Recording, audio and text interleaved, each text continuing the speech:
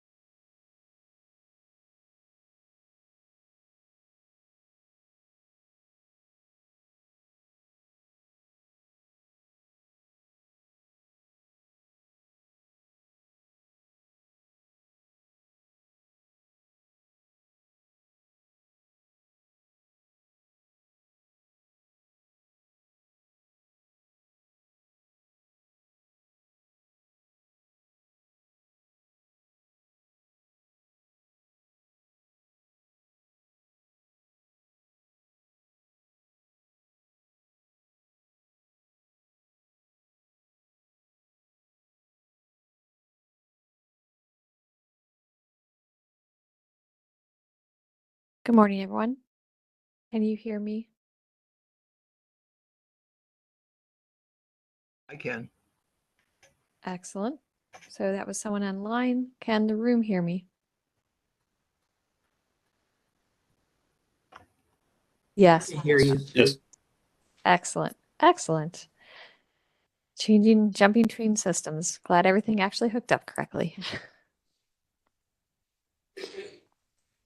Okay. Mr. Musson, are we good to start? We are ready when you are. All right, excellent. Well, welcome everyone. It's nice to see everyone virtually and in person. I'm sad I can't be there in person today due to conflicts, but it's nice to see as many people as there are present.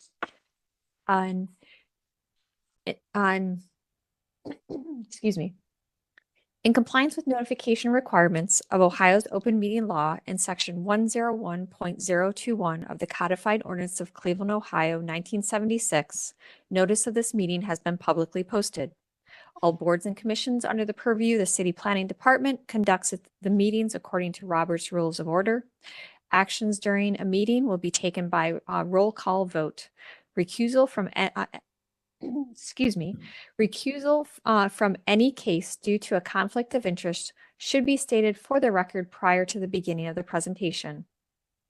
In order to ensure that everyone participating in the meeting has the opportunity to be heard, virtual attendants will use the raised hand feature before asking a question or making a comment.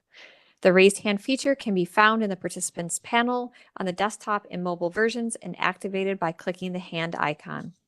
Please wait for the chair or facilitator to recognize you and be sure to select unmute and announce yourself before you speak. When finished speaking, please lower your hand by clicking the raised hand icon again and muting your microphone. Call-in users can unmute by using *6. All meeting activities are being recorded via the WebEx platform. These proceedings are also being live streamed via YouTube. All requests to speak on a particular matter submitted through the proper channels have been considered.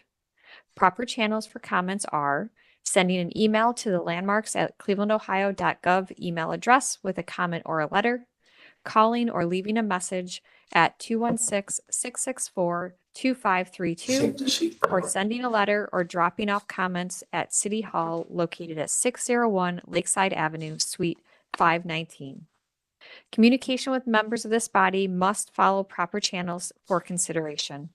Any comments received by the stated deadline are collected by the Landmark staff and disseminated to the commission members prior to the scheduled meeting. Just to go over the meeting rules and procedures, the chair will call each agenda item, and then each applicant will be invited to proceed through their presentation. Each presentation should be completed prior to questions and comments from the commission in order to facilitate a smooth presentation. Once the presentation is concluded, the chair will ask Landmark staff to summarize design review committee recommendations and any public comments received. The deadline for public comments is noon on the Tuesday prior to any regularly scheduled Cleveland Landmarks Commission meeting. Any received comments are distributed to commission members prior to the meeting, and then staff will also identify any members of the public present and scheduled to speak. Public comment is allowed at the discretion of the chair, and any individual providing public comment is permitted 2 minutes to speak to the agenda item in which they have an interest. The chair will then request a recommendation from staff. The commission will then begin deliberations and project review. Any commission member except the chair may make a motion at any point after an agenda item has been called.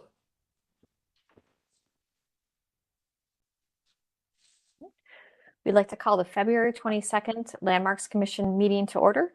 Mr. Musson, please call roll. All right, Ms. Anderson? Here. Mr. Dreyer? Here. Mr. Dulick? Here. Councilmember Gray?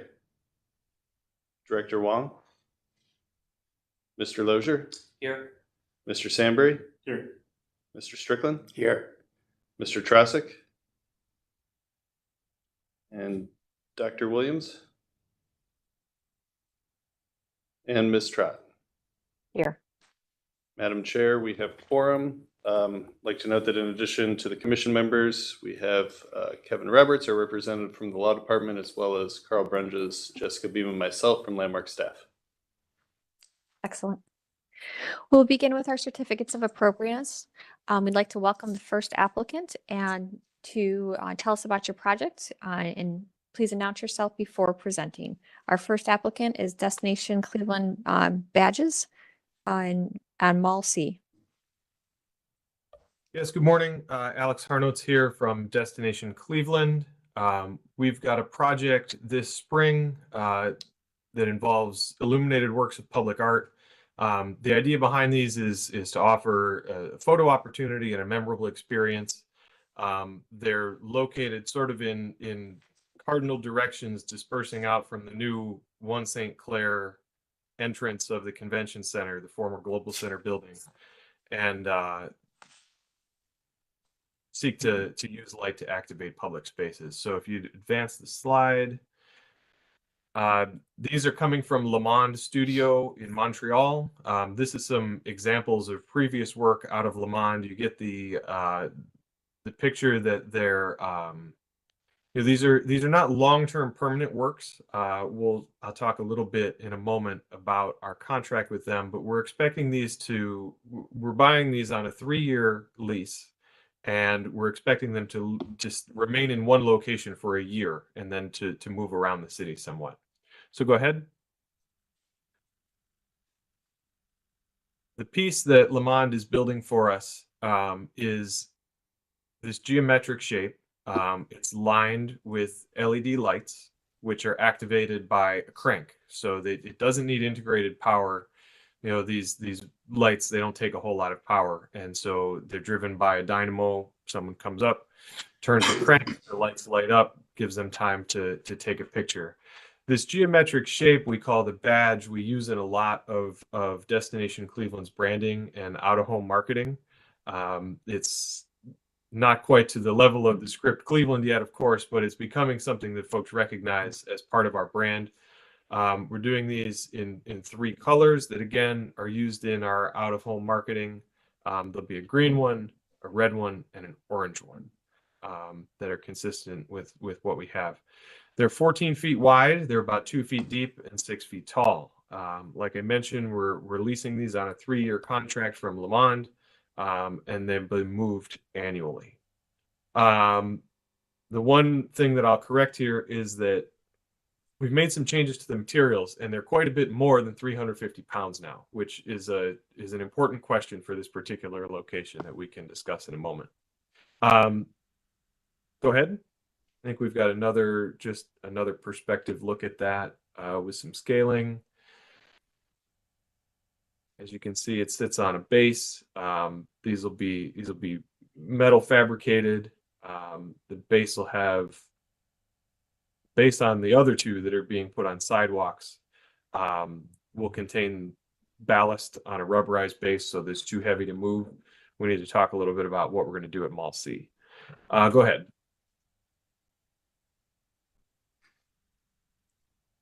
You can advance through these to the Mall C location. These were in front of Planning Commission earlier last week.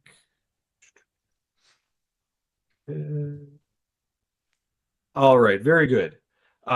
So the location that is in front of this body right now is at the north end of Mall C.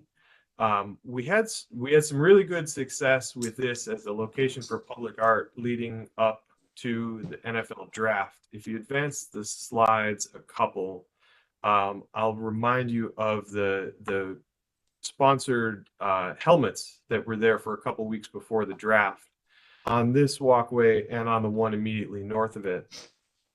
Folks responded really well to this as a photo opportunity. It's a great backdrop. You've got the stadium, you've got the lake. So if we'd reverse a couple slides and talk about in particular where we would put this. Again, it's on that second walkway. This is perfect. We can stop right there. This is aligned to the center of the malls.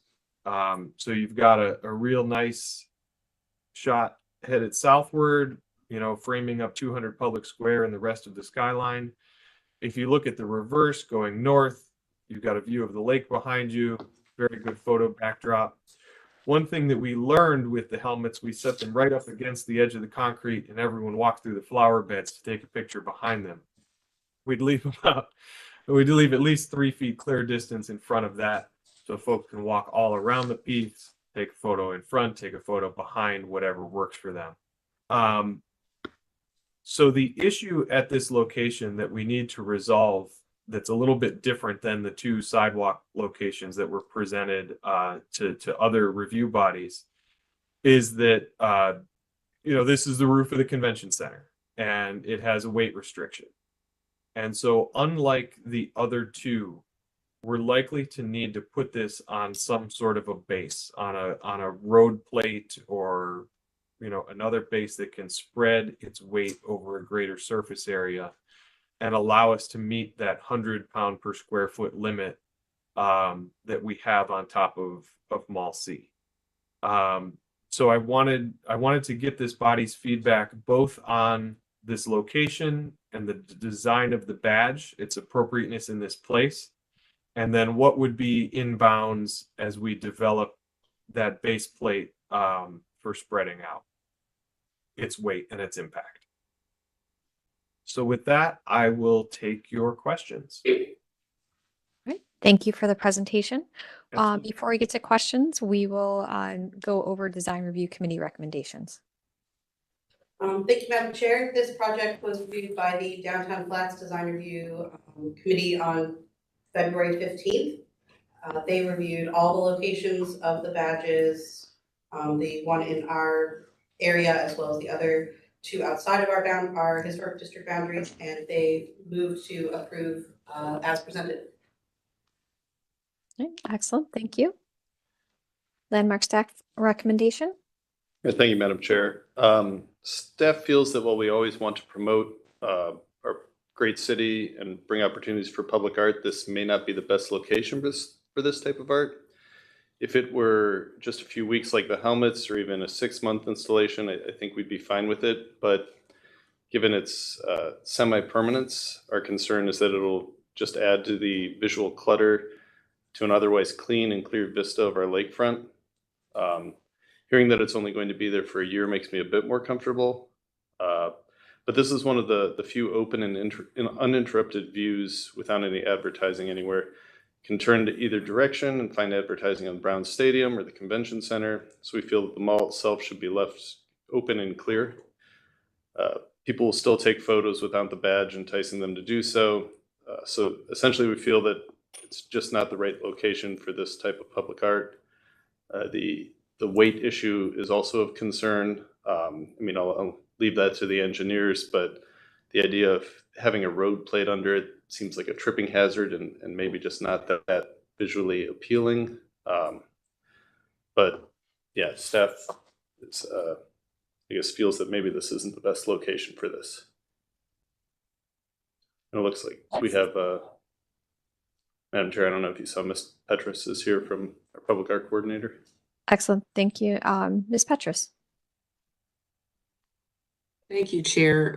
I disagree. I think this is a perfect location for the badge. And Destination Cleveland has been working directly with real estate. Real estate did not have an issue with this location. Now, I don't know if the plate changes anything, the road plate, because this is my first time hearing about that. But as it's been presented to real estate, there was not an issue with this location. Now, adding any ballast to the rubberized base, I don't know how much that's going to affect things because like Alex said, they do have weight limits with it being over the convention center. But I think if there's a way to figure out how to anchor it in place without adding too much weight, that it is an ideal location. Thank you, Ms. Petrus.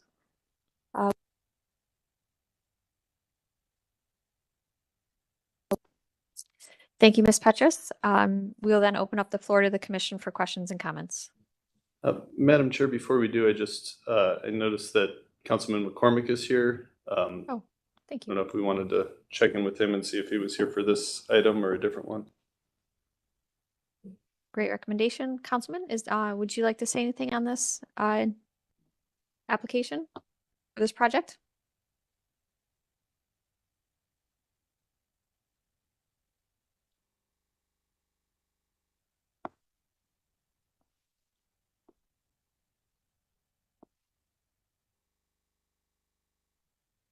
Councilman, would you like to say any, McCormick, would you like to say anything on this project?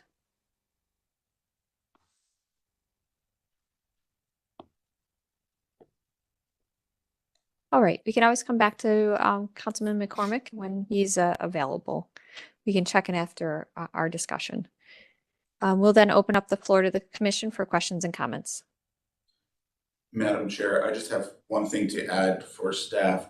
As a reminder to some of us who were here a few years ago and to introduce to the new members, there was a proposal from MALC for a similar installation for the a memorial for veterans here, which had a similar weight issue and distribution, which was ultimately disallowed by the city.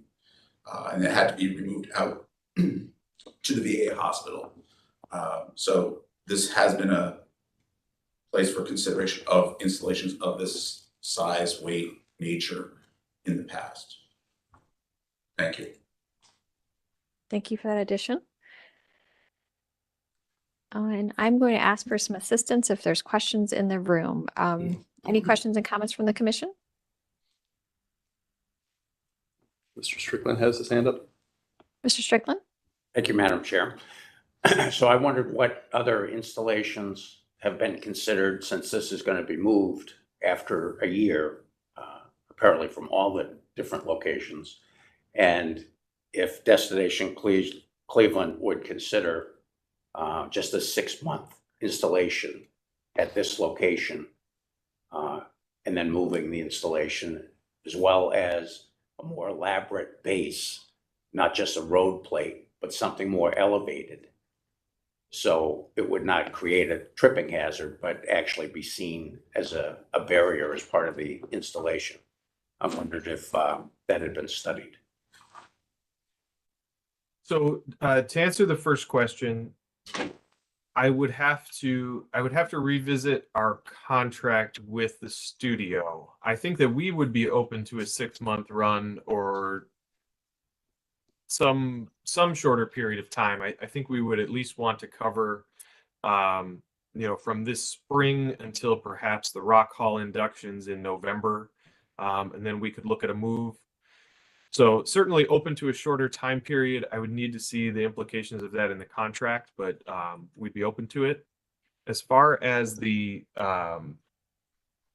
plate and the base, it becomes, I think that the base is going to need to be rather simple. I probably shouldn't have said the words road plate because that just implies a big piece of steel, right? And it's pretty ugly and it's slippery and it's all those things. I think that we're trying to come up with a solution that is as flat as possible and as light as possible, but also distributes the weight of this piece across a larger surface area. So, sorry, my cat bit me.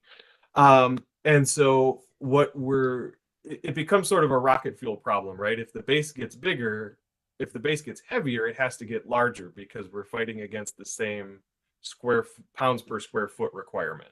So that is all to say, we want the base to be as small and as light as possible while still being effective. I don't know that we would want it to become a barrier to access. And we'd also don't want it to become heavy so that it has to be even bigger.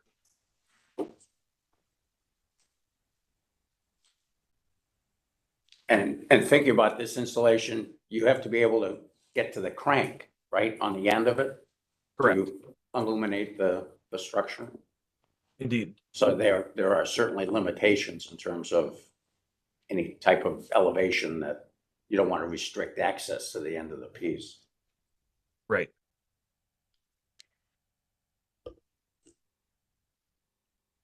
Thank you, Mr. Strickland. Or did you have other questions? No, thank you. Okay. And I'm not able to, oh, there we go. I can see it now. I think Ms. Anderson has her. Ms. Anderson? Thank you, Madam Chair. Has the applicant considered any other locations where you wouldn't have these issues with the sightlines to the lake and the weight? I'm thinking maybe closer to the Rock and Roll Hall of Fame, since you mentioned the inductees and ceremony going on there.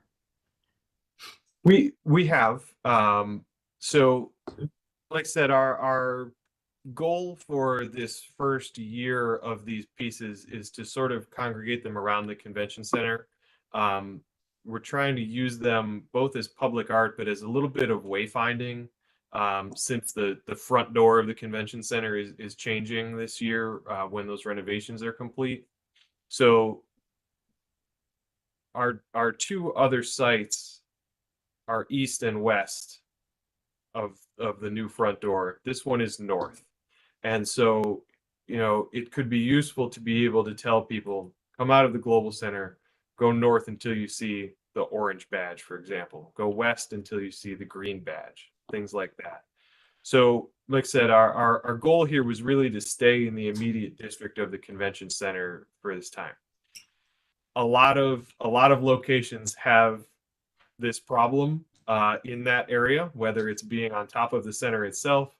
We had to eliminate a site near the Federal Bank because there were vaults under the sidewalk that gave us a similar weight issue.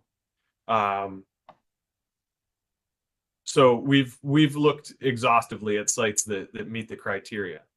The other issue is that it's pretty large. You need to back up a good ways to be able to take a photo, and so it can't go right up on the curb line, or you'll have people standing in the street. Given that this is a photo opportunity, it's a wide walkway here. It's got a great backdrop. That's what drew us to the site, and that's what keeps us trying to overcome these weight issues.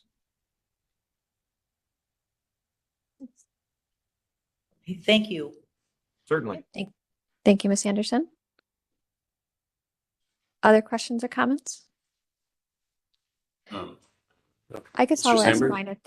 Oh, okay. Go ahead, Mr. Sandberry, and I'll wait and ask mine after. Go ahead. I have a couple questions and I guess a comment. I would wonder if if working with the convention, there's this particular spot that could take a heavy load, say over a column grid, structural column is located, that might be able to take a heavier load than the average 100 pounds per square foot. And then I also wonder how loud and how bright does this get at night? Is it within reasonable brightness and loudness? So there are, the hotels nearby, there's residents nearby, but how loud and how bright does this get? So I don't have exact figures there, but obviously we don't want to create a disturbance with our hotel partners that are around this. I would say audible in the immediate vicinity of the piece.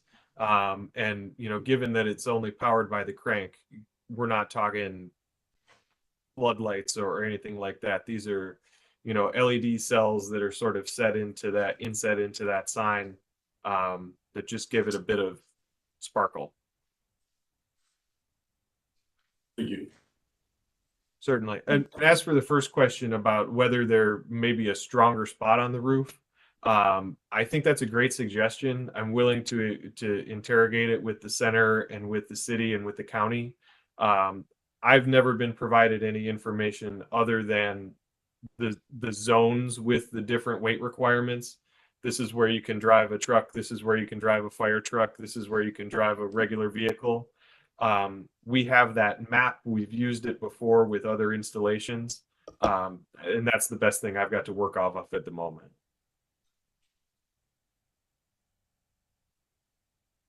All right. Thank you for that response. Mr. My David? next question, is just how are you addressing if you need to place this on a base? I'm assuming you would address ADA compliance so that it is not a barrier for people to enjoy.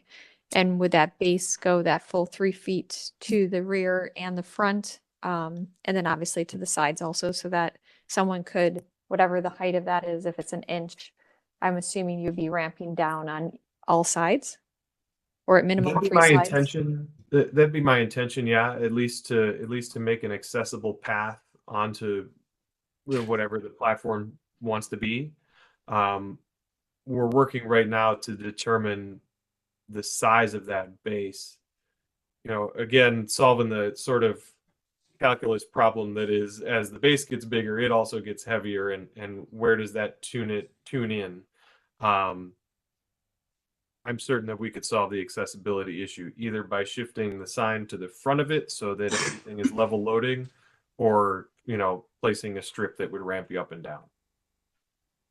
Because I think that's key. If you're trying to, whatever location we do determine for this one, you want it to be accessible to all.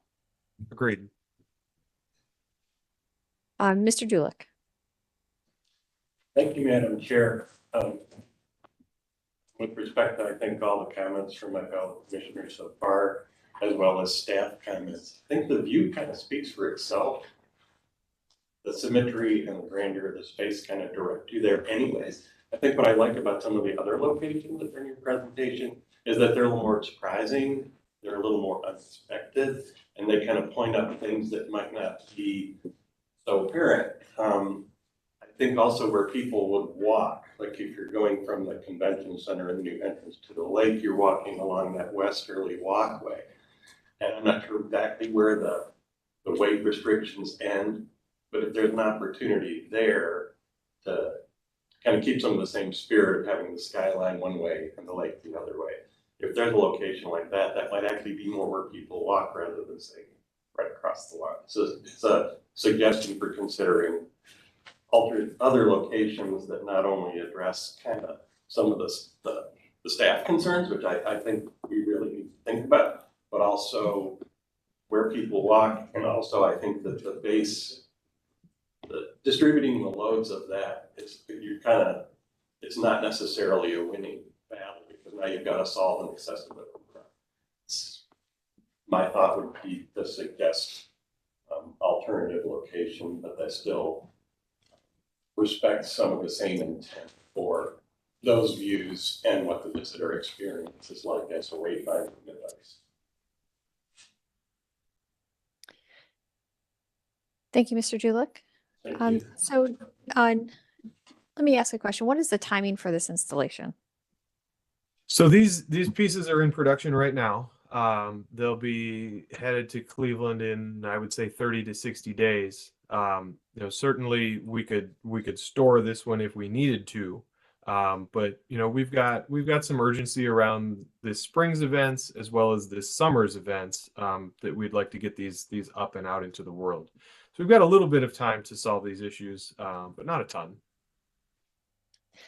What I'm hearing from the feedback that we've received here is that I don't think there's objection to the design itself or, that approach, but the location and the installation, there's still a lot of questions of, related to what's your base going to be, how is it, going to be accessible, and then, how does that work with the convention center roof, where I think it does require a little exploration to see if there's an alternate location that could support the sign, so you don't have to do the base, and could that location, to Mr. Dulick's point,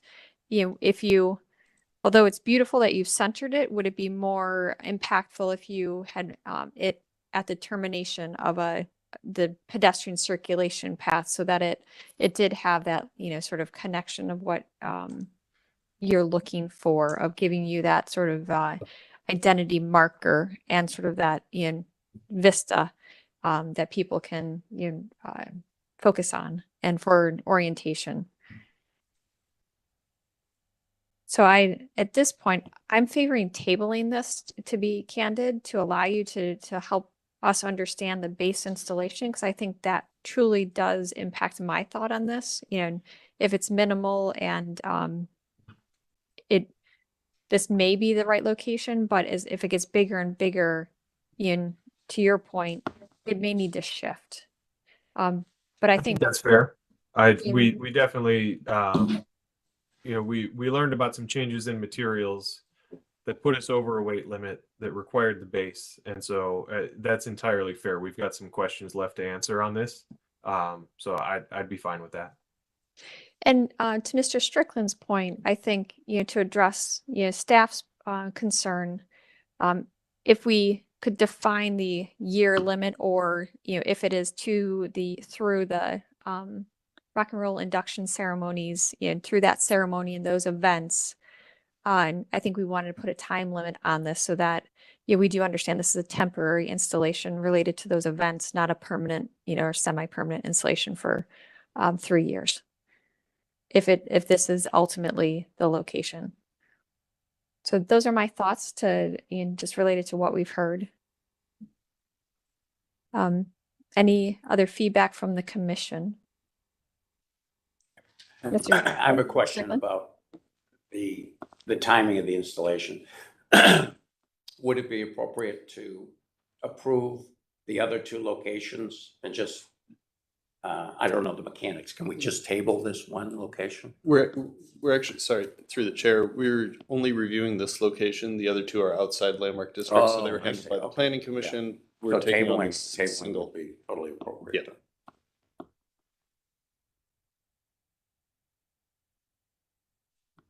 So any other questions or comments, Mr.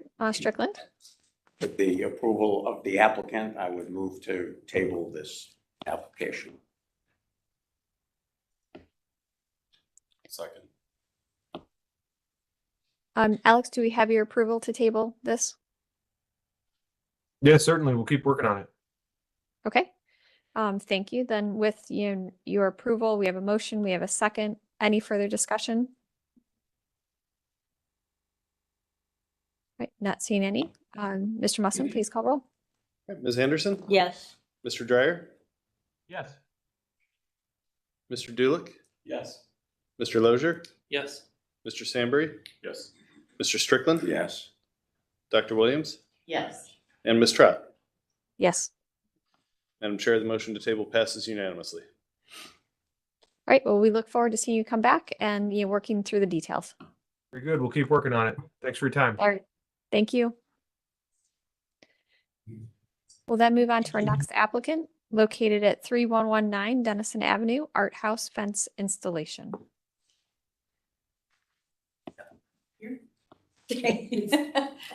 Hi, thank you, everyone. This is Art House's location, and this project is really the start of phase 2 of the Creative Garden. Has been a long time coming.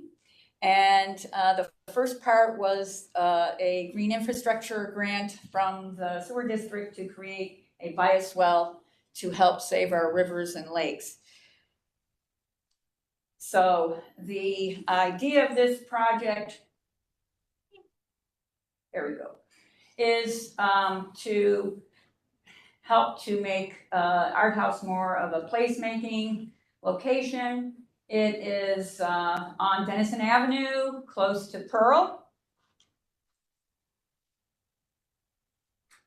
And that the blue line is where it would be located along the front of the property, stopping at both sidewalks. The parking lot and sidewalks remain open.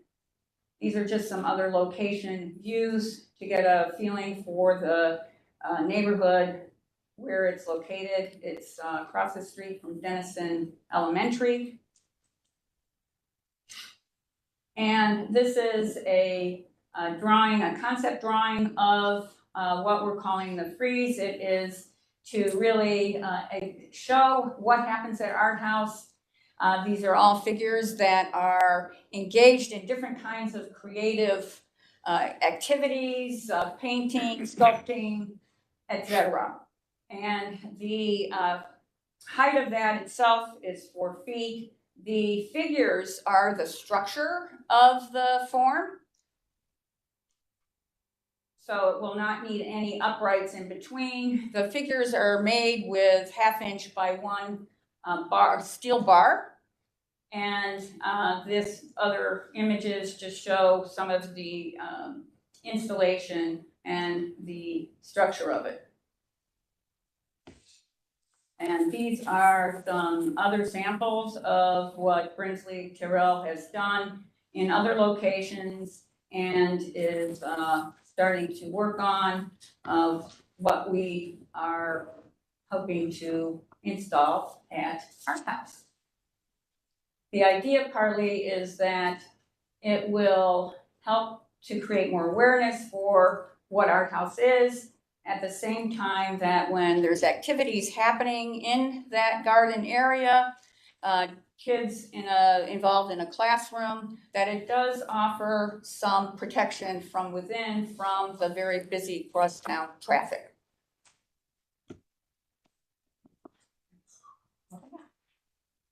All right, well, thank you for the presentation. Before we get to questions and comments, we'll go over the Design Review Committee recommendations. This project, thank you, Madam Chair, this project was reviewed by the Tremont Brooklyn Center Design Review Advisory Committee on February 6th. They did not have quorum, but the committee members present discussed the design and positives. They did note that the overall height appeared too much and not as welcoming as expected, but needed a different solution by keeping the essence of the design. And All right, Madam thank you. Chair, before Yes. we get into this, before we get into the staff opinion, Pierce, former Councilman Brancatelli is here, and are you sharing comments on from Art House, or what is? Art House as a board member. As a board member, okay, if the council, or if the chairwoman will allow it. Yes, please go ahead. Yes, I'm not sure which way to face. All of them. All You of can them, all face of them. the people in the room. You're good. Okay, thank you. Hi, I'm Tony Brancatelli, a board member of Art House. I absolutely fell in love with Art House as I represented this area as a council person a number of years ago, and this is really a culmination of a many-year project. Art House has been going through a transformation. We were in front of Landmarks a number of years ago, removing some distressed properties along the front side. And as you can see with the garden project, the impact that you all have approved to really make Art House a significant player in the community. Dennison Avenue is a very harsh street. As you can see across the street, the fencing along the school, going along this corridor, this sculpture is an amazing complement to the street. With the now garden installed and this next phase coming up, we really are making a true campus here. This particular sculpture really captures the essence. And if you look along the design that was in front of you, it really understands and states what Art House does as an organization and the impact that they have. I can't say enough about their impact during the crisis when we were all in lockdown, and their play with the students and interaction with the students that they continue to do, and the many programs that they do, not just for students, but also for adults, and through their clay and other projects that they do. And this sculpture really kind of represents that as you look along the frieze that has been designed. I really welcome input from the commission and from the members and the chairperson, but just really wanted to lend my support as a board member as they continue to expand and grow. This isn't the last phase. This is an ongoing phase of how this campus interacts with their community and how much the volume of the work and the board members' engagement and how important it is along those. And my last pitch is the chili cook-off, which is separate from this, but just because I am the defending champion in the cook-off, I will pass this along, and I don't know if we can satellite this through, but they also engage the community through many activities, and one of them is just having fun and how they embrace the community, and it's a wonderful event. So that's my pitch. If anyone has any questions, I'll be involved. Thank you. Thank you, Madam Chair. Thank you. Is Councilwoman Moore also with us today? Madam Chair, we have a letter from Councilwoman Mauer giving her enthusiastic support to the sculptural installation at Art House's Creative Garden. And that letter was distributed with the Dropbox link for the commission members to review. Prior to our public comment deadline, we did receive public comment from Mr. Stalder, who is a nearby resident as well as Art House board member, giving full support to the proposed project. Excellent, thank you. And staff recommendations? I'd like to turn it over to our colleague Tara Petrus, please. Oh, yes. Ms. Petrus? Thank you. I'm in support of the project. I kind of struggle with how we would go about this. Was it going to be considered a fence and have to get a variance on height, or was it gonna be considered functional public art? I think Brinsley Tyrell does amazing work. I love his fence at Orchard School. I was concerned again about the height, and it looks like they started the fabrication already, which is why it's important to come before the bodies, before fabrication starts. But I think I had mentioned at the design review that I don't know if there was a way to adjust the height to be more compatible with a standard fence height, but in theory, I do support it, and I'll support whatever the body decides. Thank you, Ms. Petrus. Staff recommendations? Yeah, thank you, Madam Chair. Staff feels that this proposal is creative, it's interesting, and filled with whimsy. However, the proposed placement on the property, given its height, is not appropriate. They mentioned it is a 4-foot fence, however, it's actually 59 inches total, nearly 5 feet with the base. It's held up, which would require variance if it's not considered public art. It meets the definition of a decorative metal fence, but in our opinion, does not feel like it creates a sense of welcome. It creates a barrier to the property. It's imposing on passing pedestrians on that side of the street because it's only set back about 9 inches from the sidewalk. The actual sculptural element is nice and would love to see children be able to engage with this. We're not opposed to an installation of this on the property, but we want it to be more inviting onto the campus.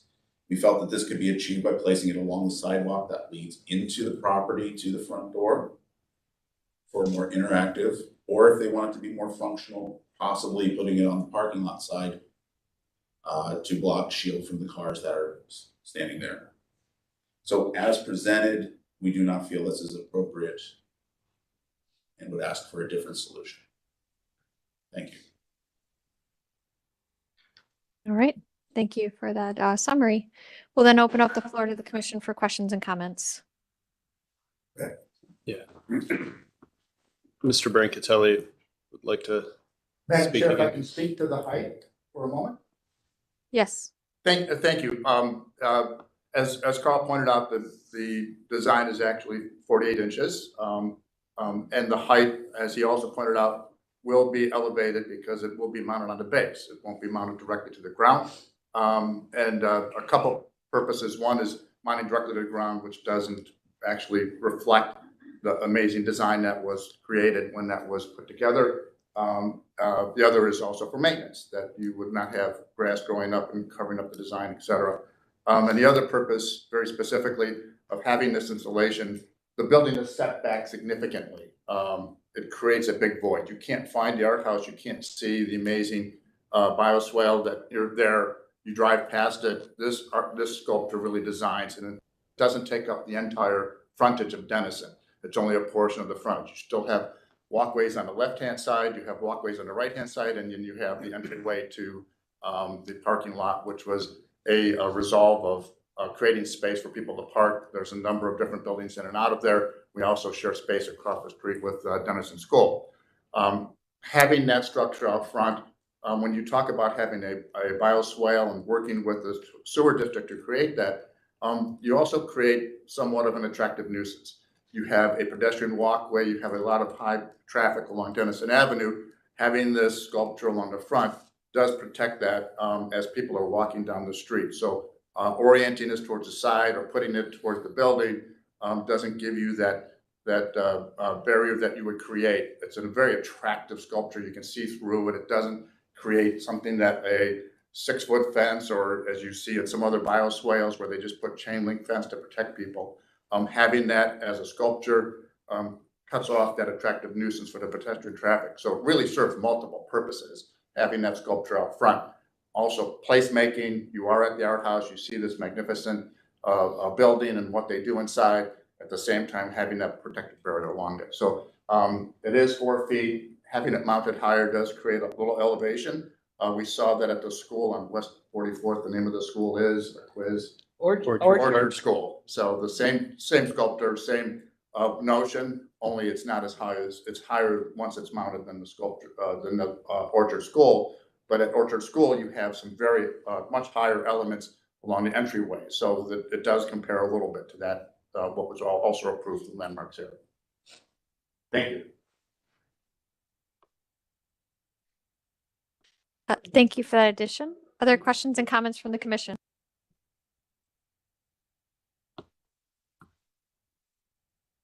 Mrs. Strickland? Thank you, Madam, excuse me. Thank you, Madam Chair. I personally don't consider this a fence. Seeing this presentation compared to, what's on the agenda, I was very much surprised. I thought we were going to be evaluating a fence installation, but I certainly consider this a sculpture, a piece of art. So I don't know where you draw the line between a fence and a piece of art, but I personally can understand the location, the functionality. It's mostly open. So I personally am very much in favor of the applicant as presented. Thank you. Thank you, Mr. Strickland. Mr. Lozick? Thank you, Madam Chair. I want to echo Mr. Strickland's comments. I also view this as a piece of public art more so than a fence. However, I think only 9 inches off the sidewalk does seem to create a little bit more of a barrier than if it was able to be placed, a foot or a few feet back from the sidewalk. I don't know how that interacts with the bioswale, but to make it feel less like a fence and more like a piece of public art, having additional space around it so that you're able to appreciate it as a piece of art. For me, I would be more comfortable if there was the ability to push it a little bit further back from the sidewalk.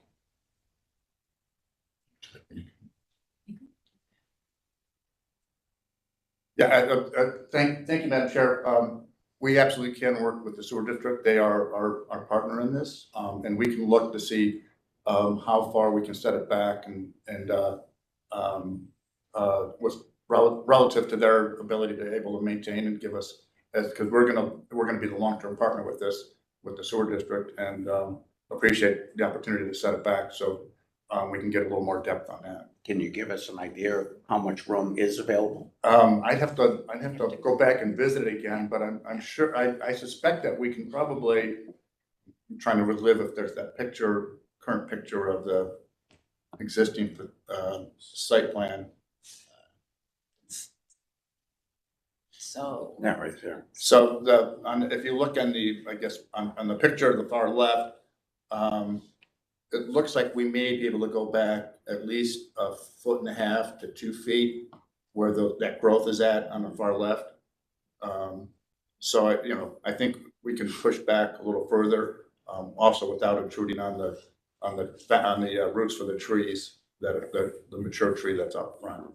So we will place it back as far as we can without intruding on the existing bioswale.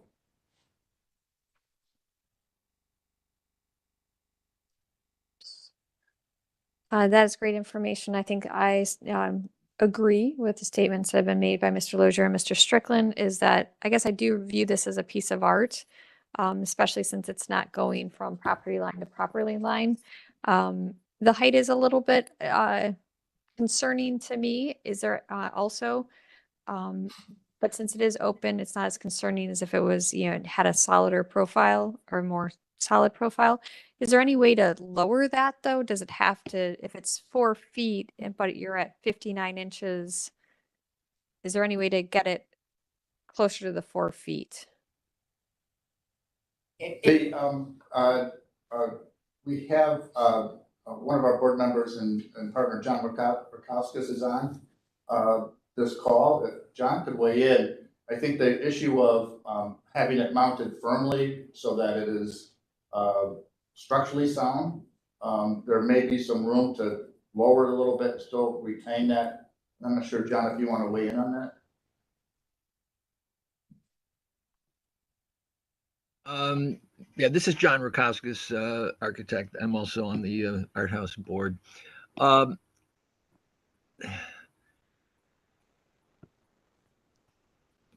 It's hard to say. I mean, we could lower it a little bit with that base to get it down under 5 feet, but as it's presently planned, I don't think it could be lowered that much. And the notion of lowering it just a little bit is also the notion of it's not a flat plane along the front of the building. So to keep it level, not have it look askew, one of the decisions of making it a little bit taller on a firmer base is that it doesn't look odd that you have one section sitting on the ground, the other elevated because of the way the bioswale and the tree interact. Right. It has to be level, basically. Exactly. Thank you, John. So is 59 inches from grade the maximum height, and then in others it might be a little smaller because the grade goes up a bit? Is that The grade changes as you go up, Dennis, or south? Dennis. Yeah, the further you go south, the grade, as it approaches the tree, is higher. Could you break it up into multiple pieces and leave an open, like say have one portion sculpture on this side to meet the grade requirements on this, and then on the other side, and then it's not one massive piece, but a little bit more interactive and leaves a little bit open space in between to see the bioswale without compromising that.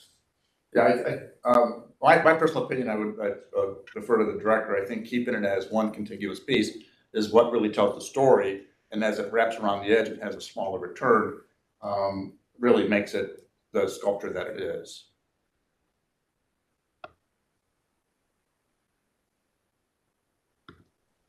If I may say something, I also was in discussion with the artist and the fabricator, and so different ideas were discussed, what might be possible. So just to maybe say it in a shorter way, they're not being rigid about, it can only be this way. But I agree, the idea that it's sort of this freeze, it's like a film strip. So when people drive by, they can really see what's happening. And yes, there is pedestrian traffic on Denison, but the most of the traffic is in cars.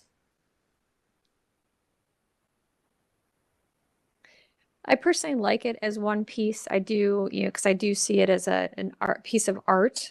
So I personally do like it as one piece. But the height is where I'm still focused, I guess. Is it 5 feet or the 59 inches on the north side near the tree? Or is it 59 inches on the south side near the bioswale and the sidewalk?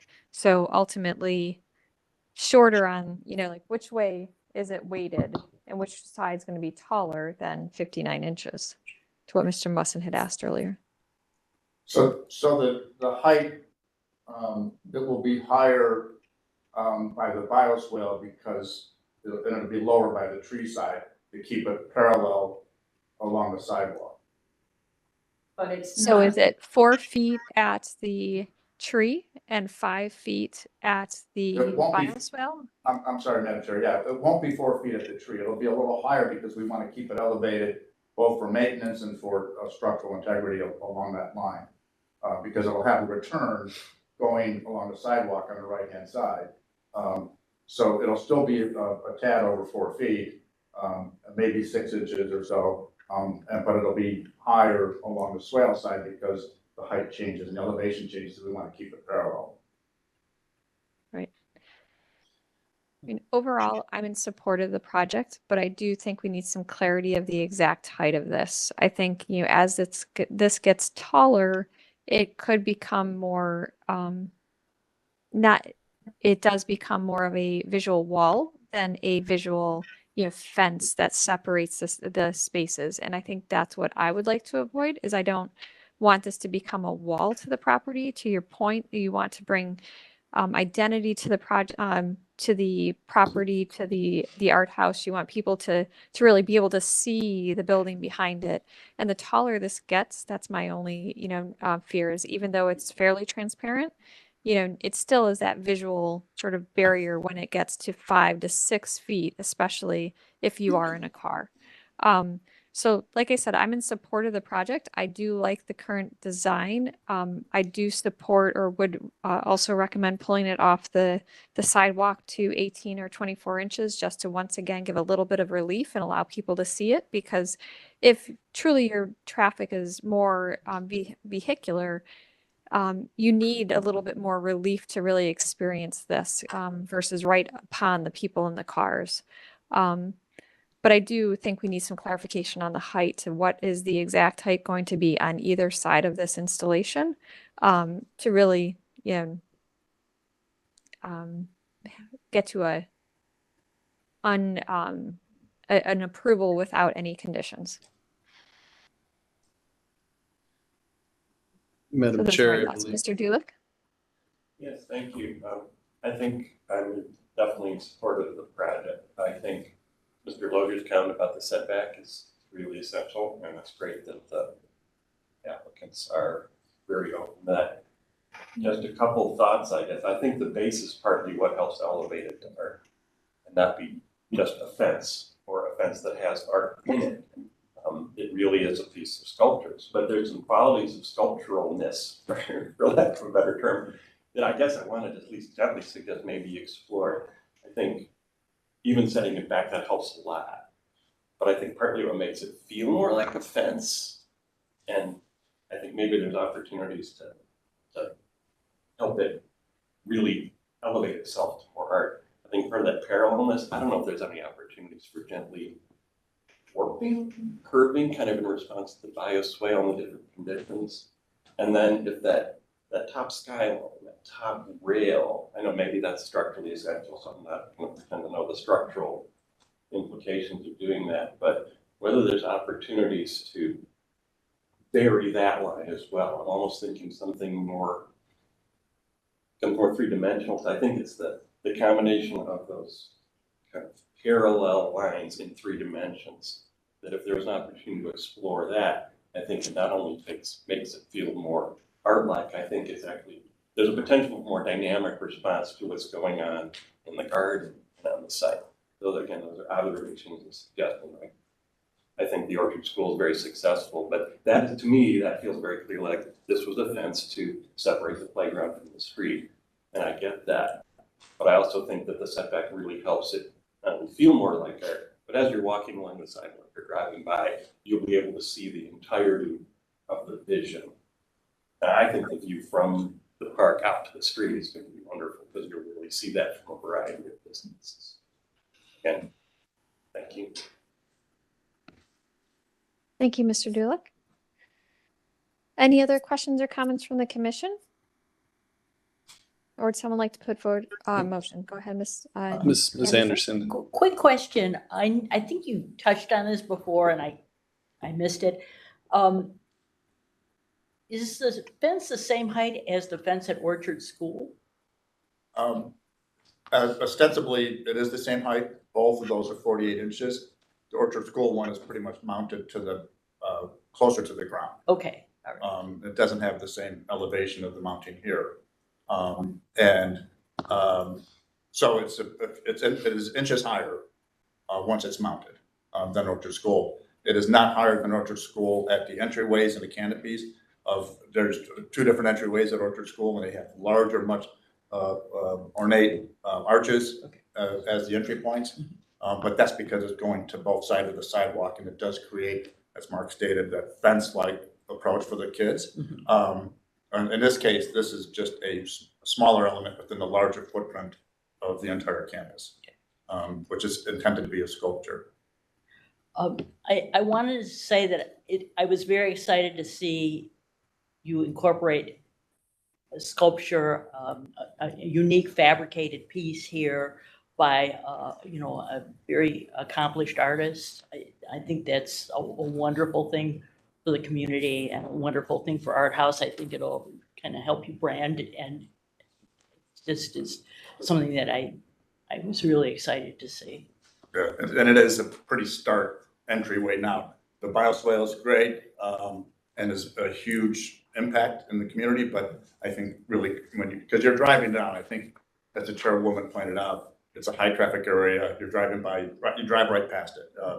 I think creating that sense of space and having the sculpture out front really does brand it. I agree. In Fremont School has a bioswale, and they have a wrought iron fence. I think it's probably 5 or 6 feet high.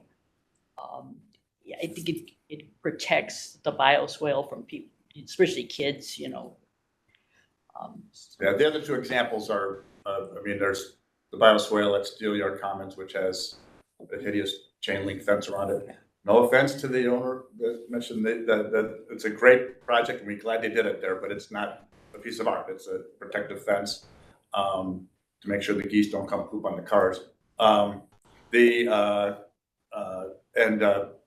At the Children's Art Museum, they have a play area that has a 5-foot fence there that was approved. It's pretty much just a decorative wrought iron fence that goes around. So there are elements that you see around the city that show both protective barriers as well, but this is really more of a sculpture because it's not meant to wrap around the entire bioswale. And also for the children, because as the children are out there, as the director pointed out, this is the next phase of how we do more engagement. What outdoor work we do into our next phase is that engages the kids.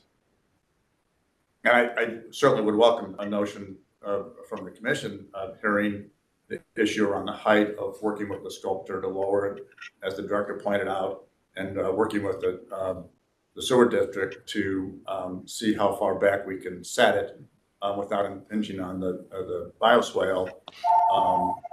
And if those are elements that the commission approves, we can certainly work with Carl and come back to the, without having to come back to the board, but something that if the commission is amenable to going, we can do those particular two pieces to move forward.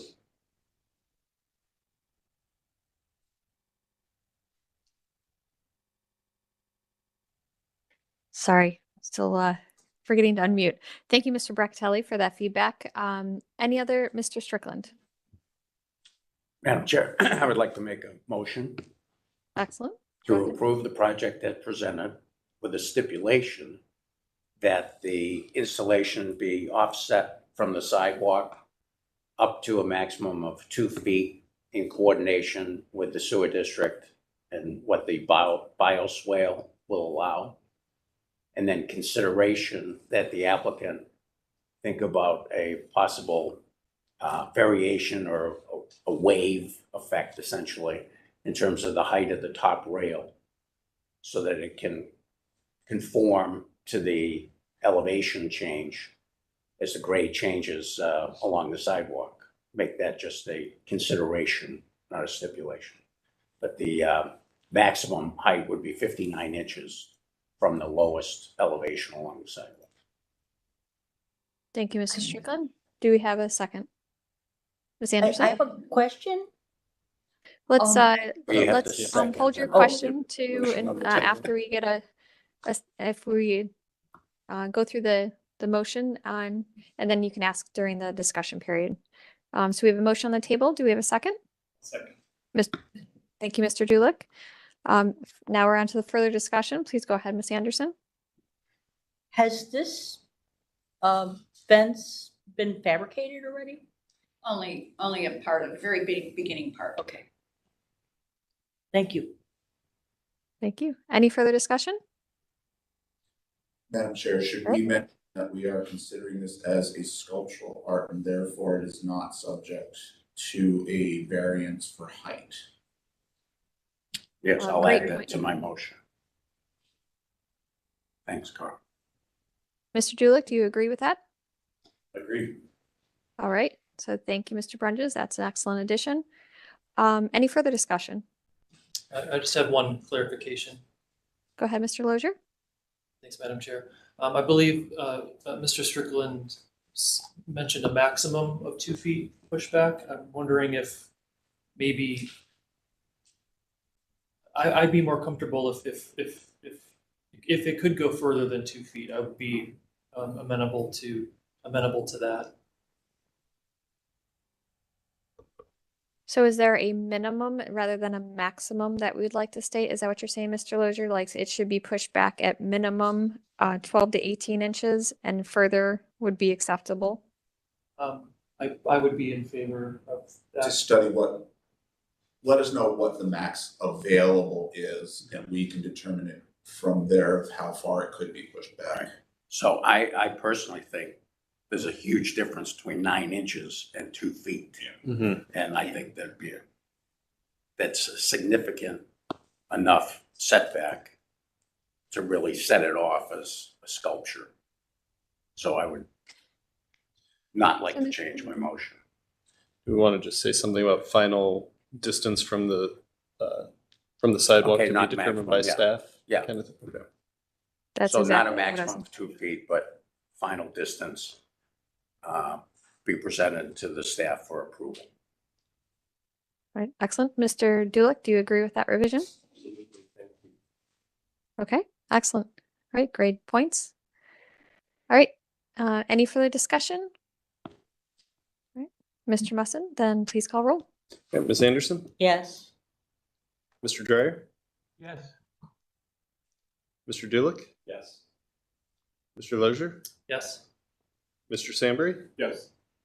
Mr. Strickland? Yes. Dr. Williams? Yes. And Ms. Trott? Yes, Madam Chair, the motion passes unanimously. excellent. Thank you very Look much. forward to seeing your project move forward. That looked great. And the runner-up to the chili cook-off was Councilwoman Santana, just so you know. The competition is fair. Excellent. All right, we'll move on to our next applicant located at 1843 West 58th Street, ramp construction and revision. Thank you, Madam Chair. My name is John Weddick. I'm here on behalf of myself and my wife, Angela Kimmel. We are the homeowners of 1843 West 58th. Just as a refresher, your commission looked at, reviewed our new construction for approval back in the summer of 2022, I believe. It's been that long. So it was brought to our attention that the ramp we are putting on the front of the house needed to go through review for certificate of appropriateness, which we are here today to review. The basics of it are we need to install a concrete ramp up to the front porch in place of steps. My wife is quadriplegic. She uses a very heavy manual chair. She does have an ADA compliant ramp in the rear of the house, but we would also like one on the front. This concrete ramp would not stand as a monolith. We would actually put a faux veneer on the front of it to match the house, mixture of cultured stone along with cedar rim board along the top edge, and lattice kind of between the cultured stone columns we would apply as the veneer to mimic the neighboring porches in the neighborhood. And then of course, wood cedar railing to match the porch railing already in place. If you go to the second slide, you can see sort of a crude mock-up of, yep, right there. You can see a crude mock-up of what it would look like. I will note that the coloring of the railing would match the two-tone coloring of the existing railing. So the columns would also match. They're just showing plain cedar right now. And then also for just perspective on where this will sit, if you want to go to the last slide, I believe slide 6 out of my my PDF, it will show that the ramp will sit 6 feet back from the sidewalk, significant distance. It wouldn't be right up on the sidewalk. And then lastly, I should note that we actually had originally designed this ramp into our project. The reason we're here today is due to a mixture of an omission by our general contractor's artist, where they omitted the ramp, and then I did not catch that upon the initial or during the initial presentation. But if you want to go back 2 slides, you'll see there you go. You'll see a black and white drawing. This is actually the architect's front elevation or front rendering, showing that the ramp had always been part of the original project. Again, our general contractor just cared to omit it when prepping the rendering used for the previous review. And with that, I hand it back to you, Madam Chair. Thank you for the presentation. We will move on to or start with recommendations from the local design review. Or no, actually, we're going to landmark staff recommendations. Yeah, thank you, Madam Chair. Yeah, this did not go back to the design review committee because it was, last it was seen was by the Landmarks Commission when this project was first approved back in 2022 for the construction of the new single-family home. As Mr. Wettig mentioned, at the time of the approval of the plans by the Cleveland Landmarks Commission, the plans that were submitted to the Department of Building and Housing for their permit, the ramp was not included. But since the ramp is already at least partially constructed, the owners are back before us to seek essentially a retroactive approval on the ramp and then approval of the finishing touches to it and landscaping. Staff does not object to the addition of the ramp to this house. We just want to ensure that the details and landscaping meet the standard of quality and appropriateness that the rest of the home design achieves. We would have liked to have been able to review it prior to its construction. Certainly it would have been easier when we were reviewing the construction of the home. But as it stands, given the necessity of the ramp for the owner to utilize the house, staff is supportive, and we look forward to seeing the project completed. Excellent. Thank you for that feedback. We'll then open up the floor to the commission for questions and comments. Go ahead, Ms. Anderson. Thank you, Madam Chair. Yeah, the ramp is there. I think with the proposed changes that the applicant is giving us here and some landscaping, it could really obscure the impact of the ramp from the street. So I'm basically supportive of what they're trying to do, and I understand the necessity of the concrete ramp. So those are my comments. Thank you, Ms. Anderson. My only question or my only feedback would be on, similar to what staff had said and Ms. Anderson, I think this is, due to the necessity of, due to the owners of the house needing this ramp. I am in support of the ramp, but my only feedback would be, did you consider potentially, if you remove some of the pickets within the railing itself, it could soften the visibility of the ramp and allow you to see through it a little bit more. So to the railing and the pickets that are currently already there. Just a thought that that's something personally I would prefer more than what is currently being proposed, so that it maintains a similar look and feel of what you currently already have built. So but gives you that protection on either side. that's a great point. Actually, I fully support that. The pickets are actually, as presented, are spaced, or at least they're not in place yet, of course, but they would be spaced equal to what's already in place on the porch. I am more than open to expanding the space. The trouble is building and housing may not support that. They have a minimum requirement for safety reasons. So it would really ultimately depend. They would be the ones to dictate what the maximum space allowed. But I am more than open to widening the space and kind of opening up that up visually. Right. I'm more familiar with the commercial code than I am the residential code. I don't know if one of my commission members might have any feedback there. I believe it's 3 or 4 inches. Sorry to interject. Yeah, no, 4 inches is typical, guardrail. And what is the height of your ramp? 18 inches or higher? The height of the ramp or the height of the railing? The height of the ramp. The ramp, it's a 28-inch rise from driveway to platform, even though the ramp does extend a little bit past. And then, forgive me, I don't have the run off the top of my head. I Nope, have that that's- in the drawing submitted to Building and Housing. No, that's helpful. Thank you for that feedback. And Mr. Sambury has his hand Yep. up. thank you, Mr. Stanberry. Thank you, Madam Chair. Do we have a front yard setback issue?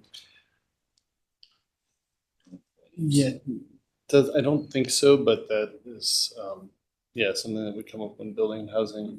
Because based on satellite images, this building already projects forward of all the other buildings on the street. So if you're gonna project it further with a ramp. On the satellite image, is the home in place? Yes. It may be that the ramp is already there. Is that, I don't know if you can zoom in, because I think it was built when they did the rest of the contract. That's what projects. Oh, okay. Past every other house. Sorry to interject. Our understanding is when we researched, went through approval of Building and Housing, the setback only applies to the house, not the porch. And therefore that was allowed on the site plan. That's how the site plan was approved. So not to say that we have full right to expand our physical presence all the way out to the edge of the right of way, but this shouldn't be part of the fact. This shouldn't factor in.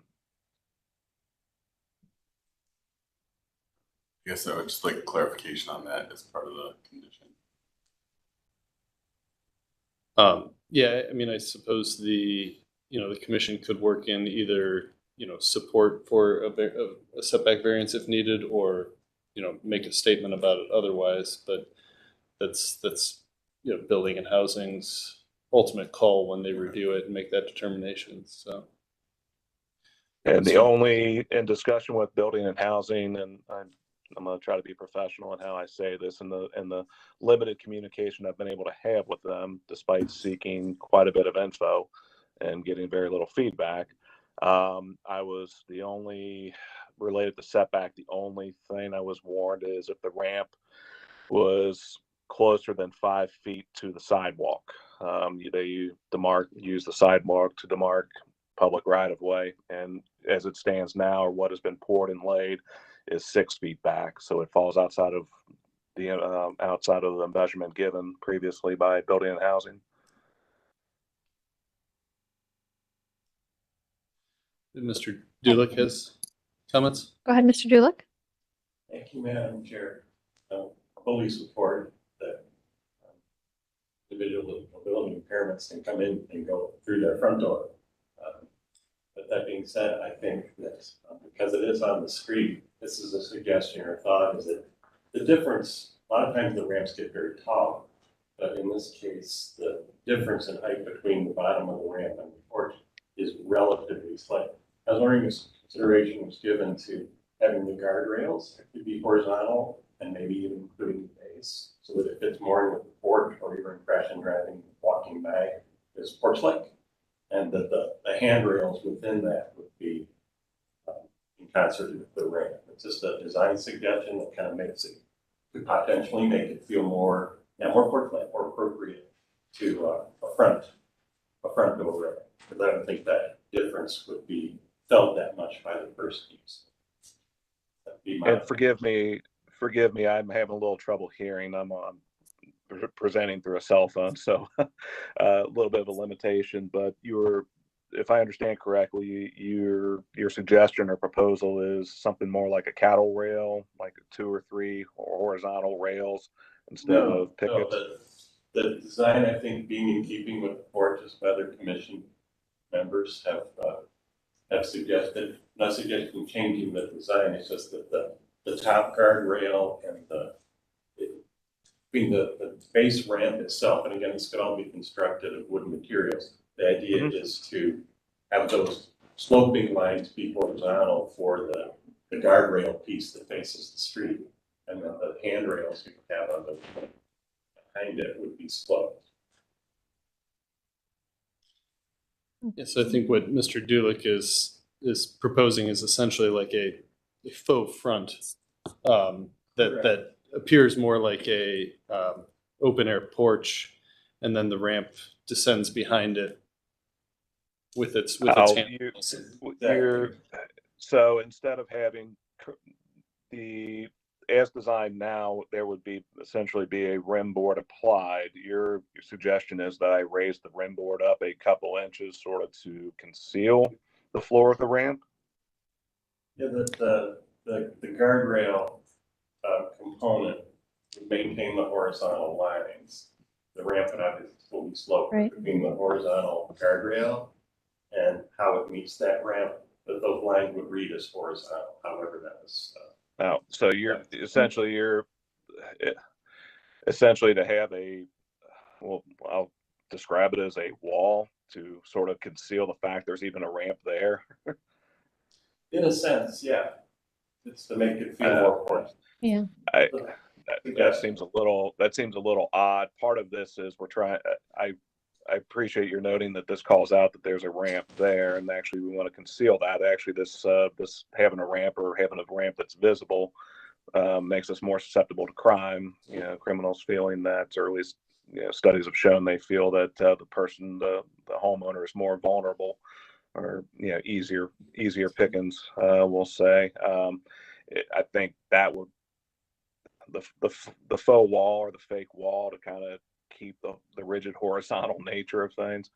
I'm not sure that would really help conceal it. Actually, probably stand out and say, "Hey, what's this?" Probably draw people in to say, "What in the world's going on?" Sorry, that's just my view. I think it would actually stand out even more, or make it more noticeable that something's not, I don't want to say right, but something's different about this property. I personally would I would support maintaining, something similar to what is currently proposed, rather than building it up so it doesn't become such a barrier. It is a ramp, and it is a reality of the world that we live in, that, houses, there are many people like yourselves that require them, and trying to do it in a sensitive way and just embracing what the function that's needed is my personal opinion. And Madam Chair, can I build off of that point just for a brief moment? I don't want to occupy too much time, but yes, the alternatives for us would be the standard aluminum ramp that's not permanently mounted, even though it does have to have a substructure underneath, which there are actually at least one, if not two, examples in our district, Franklin, West Clinton.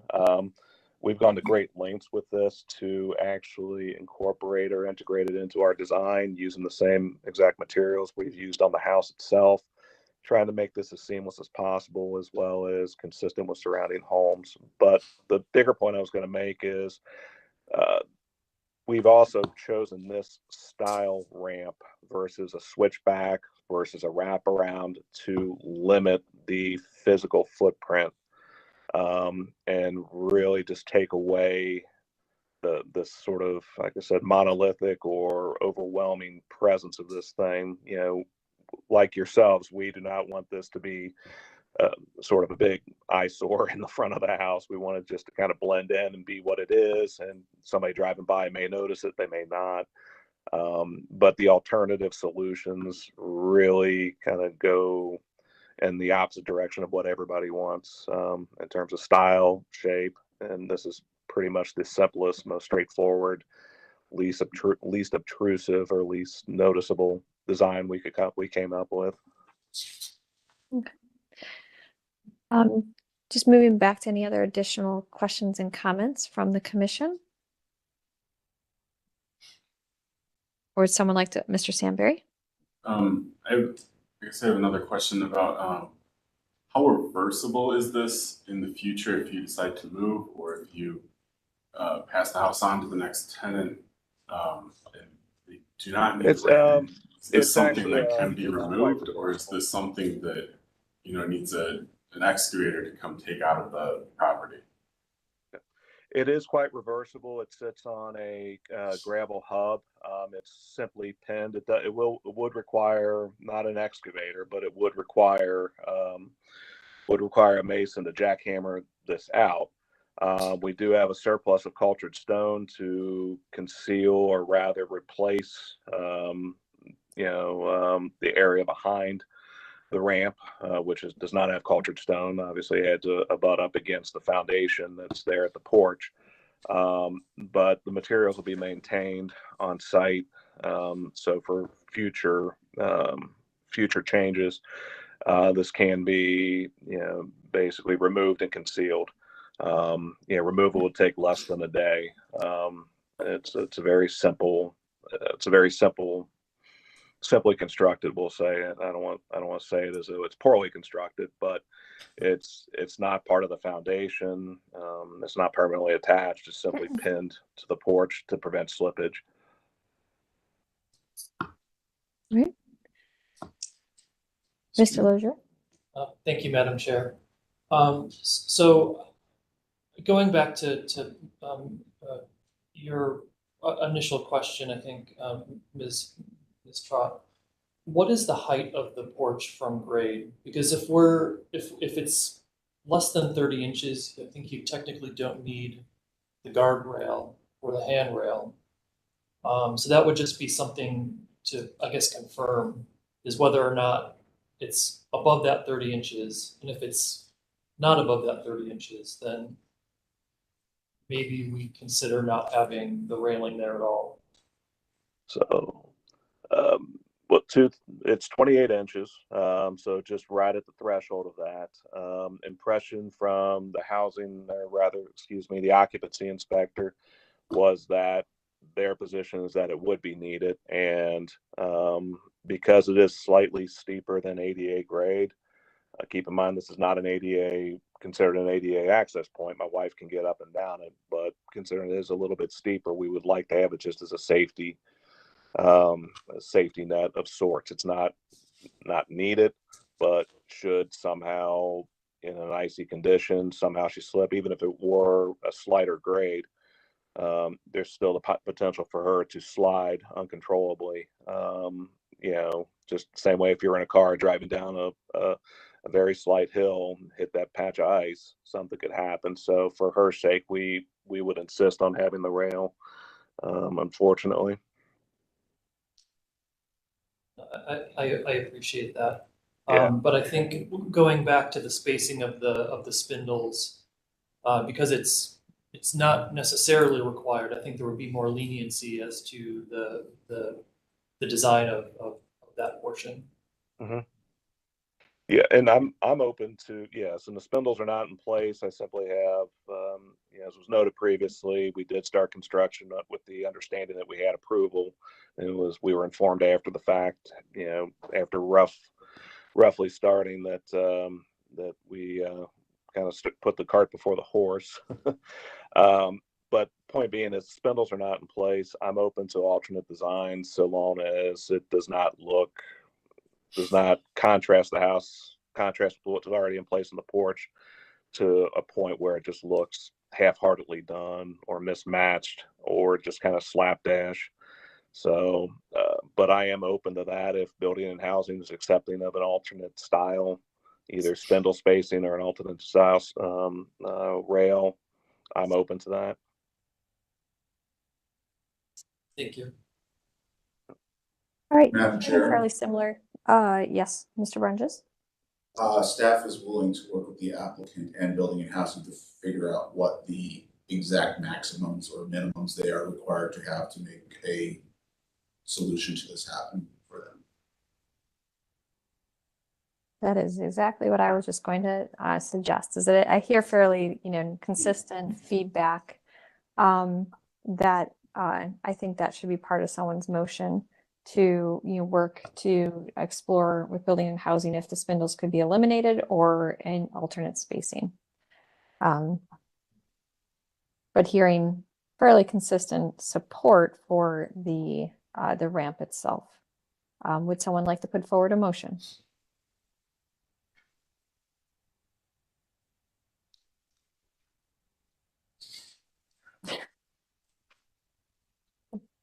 Would someone like to put forward a motion?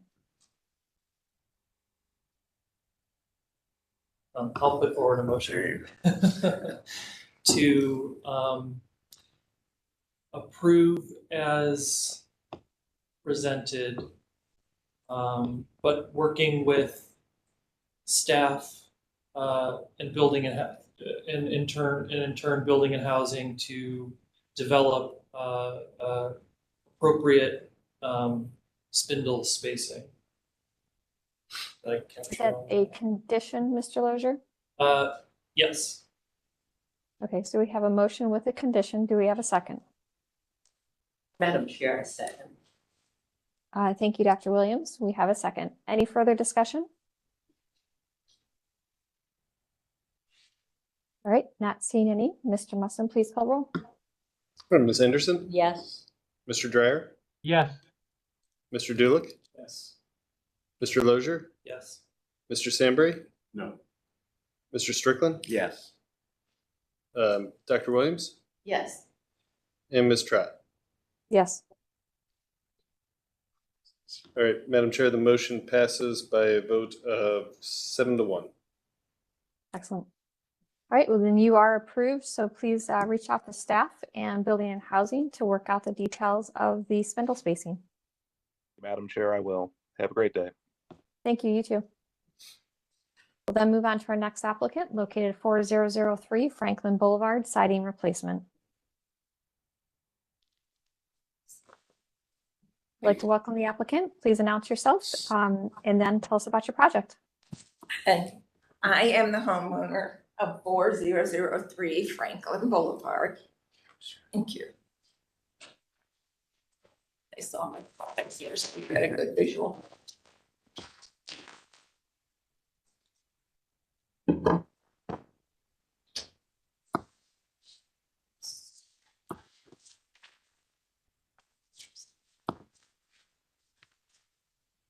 Right. I am here to represent, and my contractor is probably online, August. I'm here because my project was rejected last Thursday. And I was not aware there was even an issue because I had not been informed by the review or my contractor that they were still hashing out some issues. And I think part of the issue, you want to read why they rejected? So go over the presentation. Oh, okay, thanks. Is because maybe they didn't have a clear picture of the design, maybe the color. I think it was presented in black and white by the contractor and maybe they didn't give, the best visual design representation. So they rejected on the vertical. That's the existing house. Let's see, am I going up and down?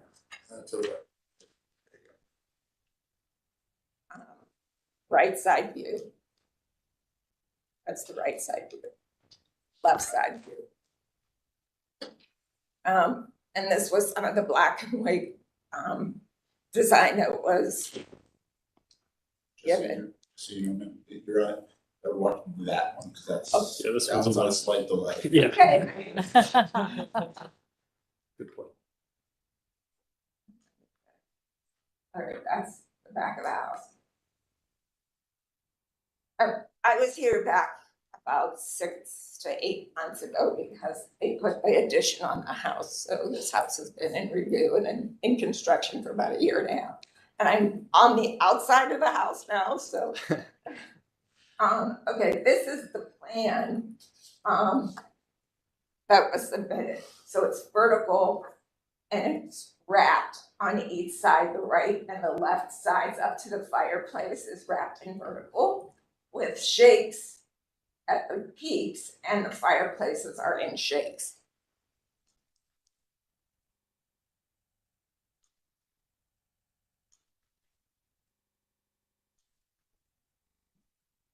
Okay, sorry, I don't know how all those pictures got in there, but didn't get back to the.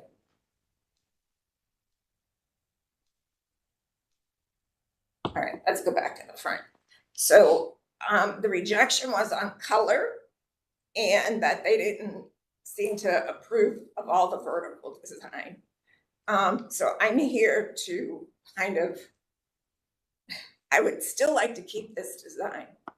And I wanted to show you that the color they said was 3 colors.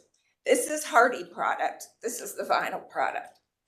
And in keeping in a budget, instead of doing the whole house in the Hardy project color, I decided to do the vinyl on all the sides in the back and the garage. And they thought that the color variation that they had received was 2 separate colors, which I had tried to get the closest colors to match that. This is a special color that Hardy makes. Sherwin-Williams, they give them a color and they place the color on the board. This is the trim in the soffits.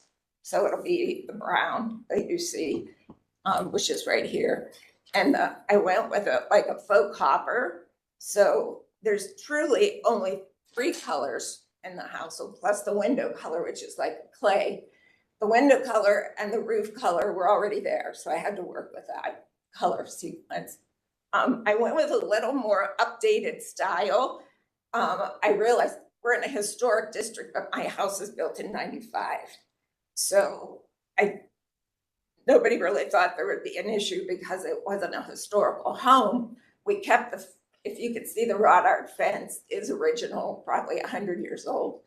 The original home had a little oval windows to give it more of a, neighborhood feel. I'm not really sure why the color was rejected because I have homes up and down my street that have 3, 4, 5 colors. They're pink, they're purple, they're blue. I actually know of 2 houses in the historic district that are all vertical homes. I have 2 pictures of homes that already have just all vertical siding. So there you go. And that's just not too far from me. And that's probably 3 colors: window color, siding color, and trim and stuff. So I'm here to ask for approval of the same design or suggestions that you feel may be necessary. Thanks, Madam. Okay, thank you for the presentation. Before we get to questions or feedback, we are going to move on to Design Review Committee recommendations. All right. Thank you, Madam Chair. This, as the applicant mentioned, this went before the Ohio City Design Review Advisory Committee last week on February 15th. It was, the motion was passed 4-0 to deny the proposal with the recommendation to simplify the colors and materials, maintain horizontal siding on the front, and then enhance the presentation to include color elevations and images of context on the street. As the applicant mentioned, the presentation that the Ohio City Design Review Committee saw was it was like scans of photos taken of photos. You know, it was black and white. It was kind of tough to tell what was going on. What you have before you gives you certainly a more clear picture. But there were concerns brought up about the plan being essentially too busy and with multiple styles of siding and materials on the front.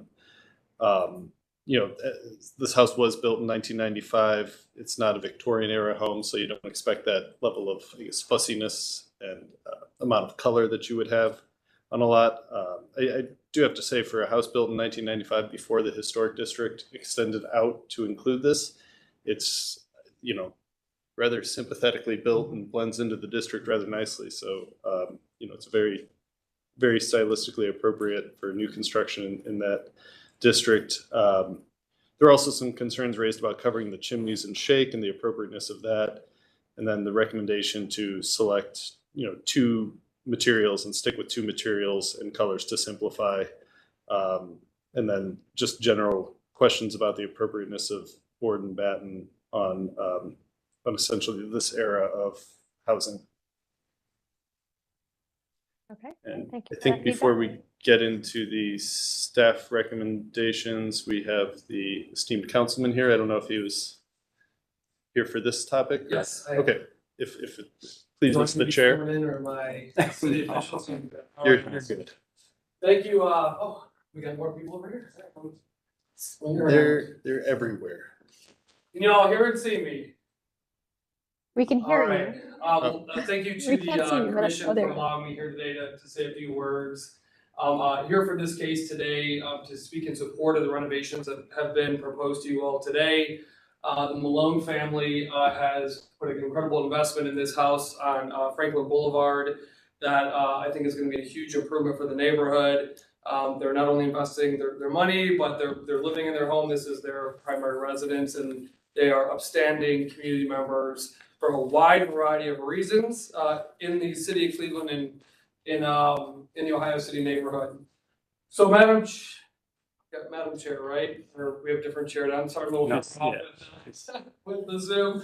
So, Madam Chair, really what I want to kind of present today is kind of how I view this project, and this is a little bit of a different one because yes, this is in a historic district, but this is not a historic home. So it's kind of funky how we look at these things. Of course, the Landmark Commission via Code 161 has the authority to regulate the alteration of historic structures. But again, this is not a historic structure. It resides within a historic district. Again, as was noted, this house is a early 90s build. And as we often seek advice from the Department of Interior and the National Historic Preservation Act, this property does not meet that Section 106 50 years or older standard to be judged as a historic house. And in fact, as everyone on this call knows, the Department of Interior actually argues that new construction or non-historic homes should be distinct from the old and must not attempt to replicate historic buildings elsewhere on site and avoid creating a false sense of historic standards. So I say all that to say, when I think about the Ohio City Historic District, we have beautiful historic homes that, of course, we want to apply the Department of Interior and the federal and local regulations to, but we also have beautiful new homes that have been built within the historic district that many have argued and successfully passed through this commission that those should not mock or try to,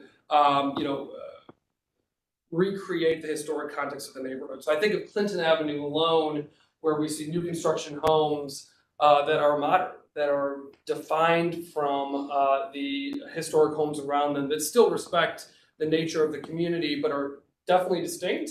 And when you walk by them, you know that those things were new and that they were not based on or judged in front of this commission or other city commissions on the historic nature of the homes around it, because of course that would be inappropriate according to the Department of Interior. So this one's funky because while it's not new construction, it was built prior to the historic district being established in this area, as was noted, and does not qualify as a historic home.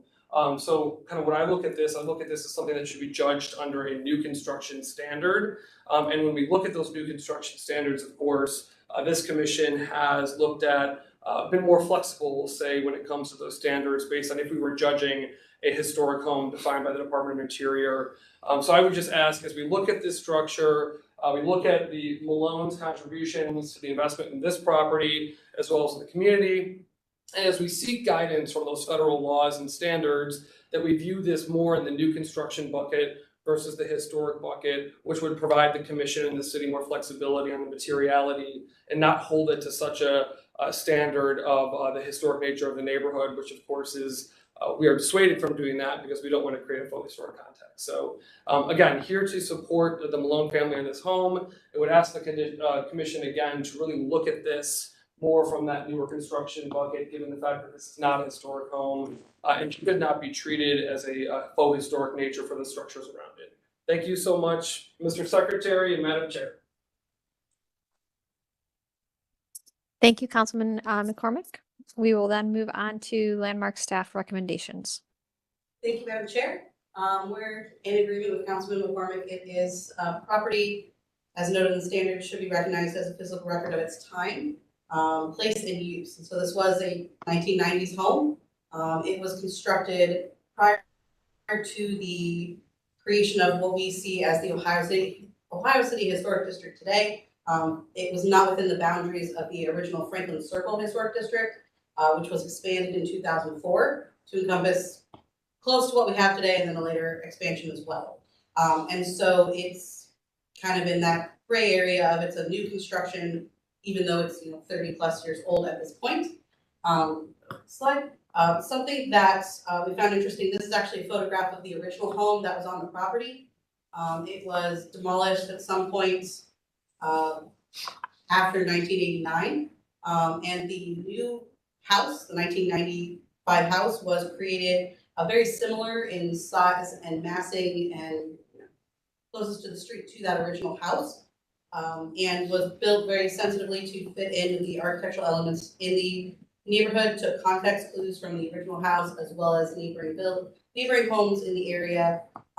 Something that I did find interesting, the proposal does include some paneling on the bays for the new improvements that the homeowners want to make. And there are panels as a decorative item found on the original house, which was not, I'm assuming not intentional, but it's kind of a very interesting connection to the original house. I would love a copy of that photo. Yes, I do. So this is a vinyl sided home, and so replacing with vinyl siding is not an inappropriate change. It's continuing the same feel. The current proposal adds the white vertical hardy board as a main siding rather than as an accent that it has currently. There is an accent of vertical siding currently on the home.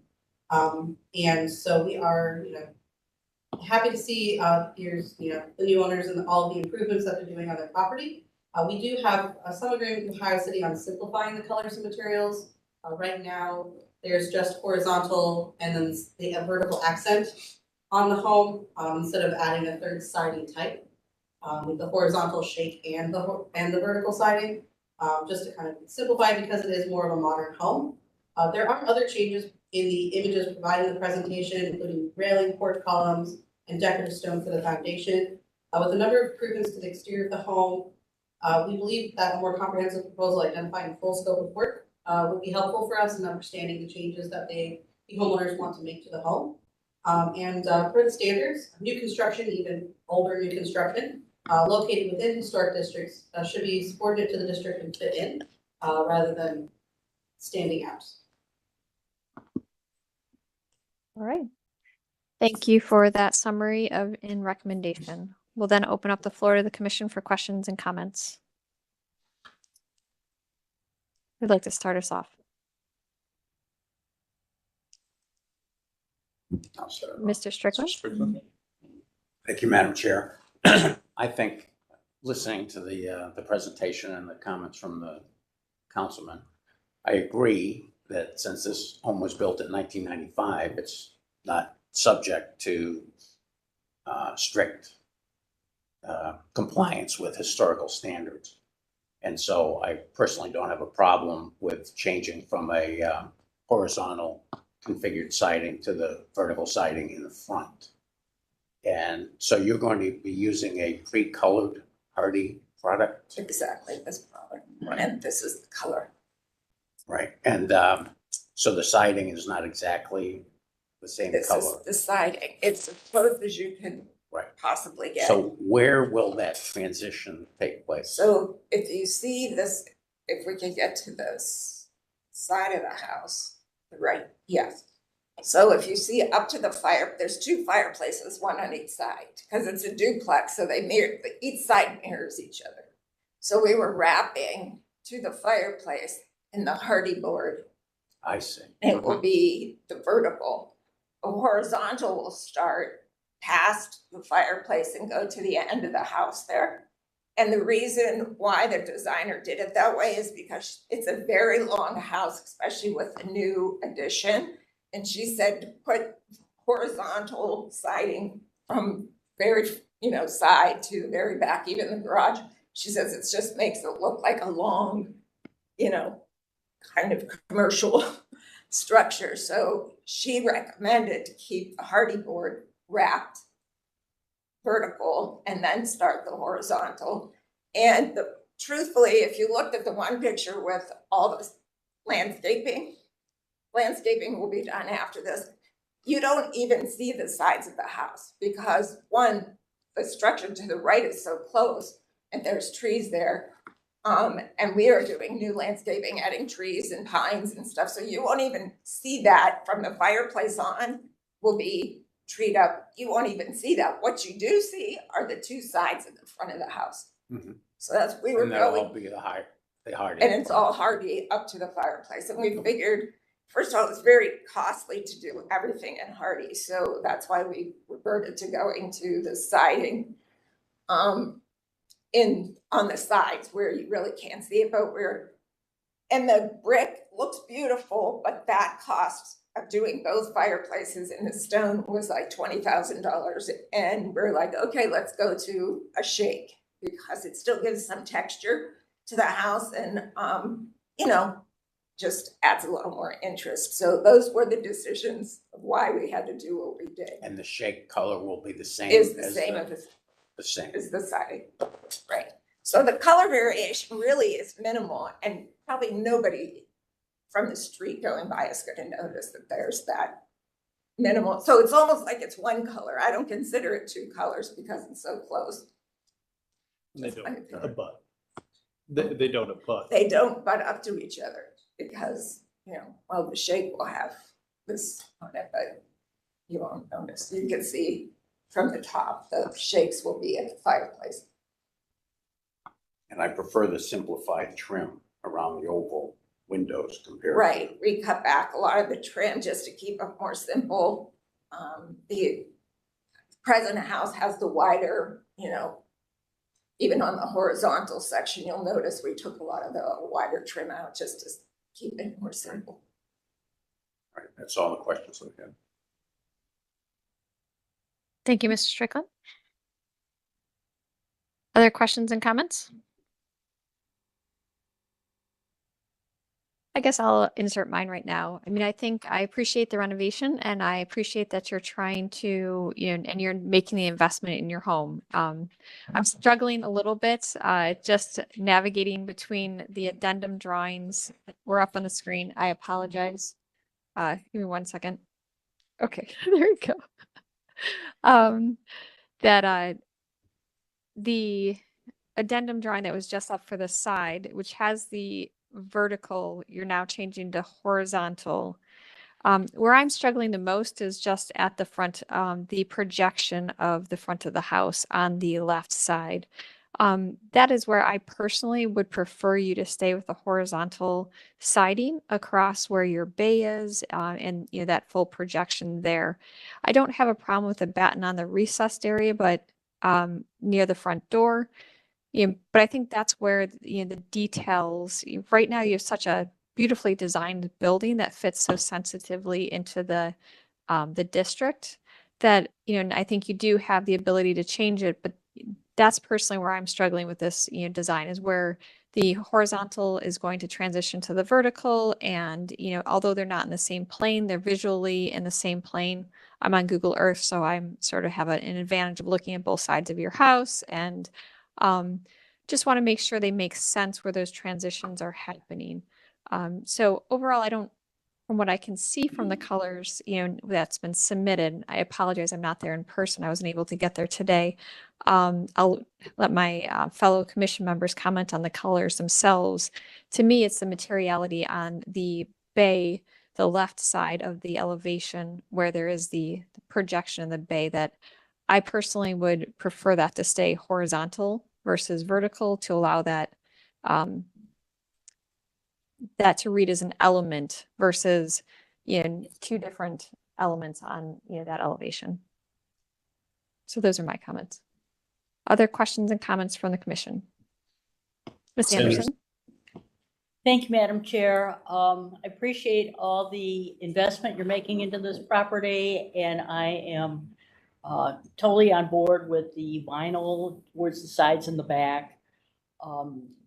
I have a great deal of concerns about the front elevation.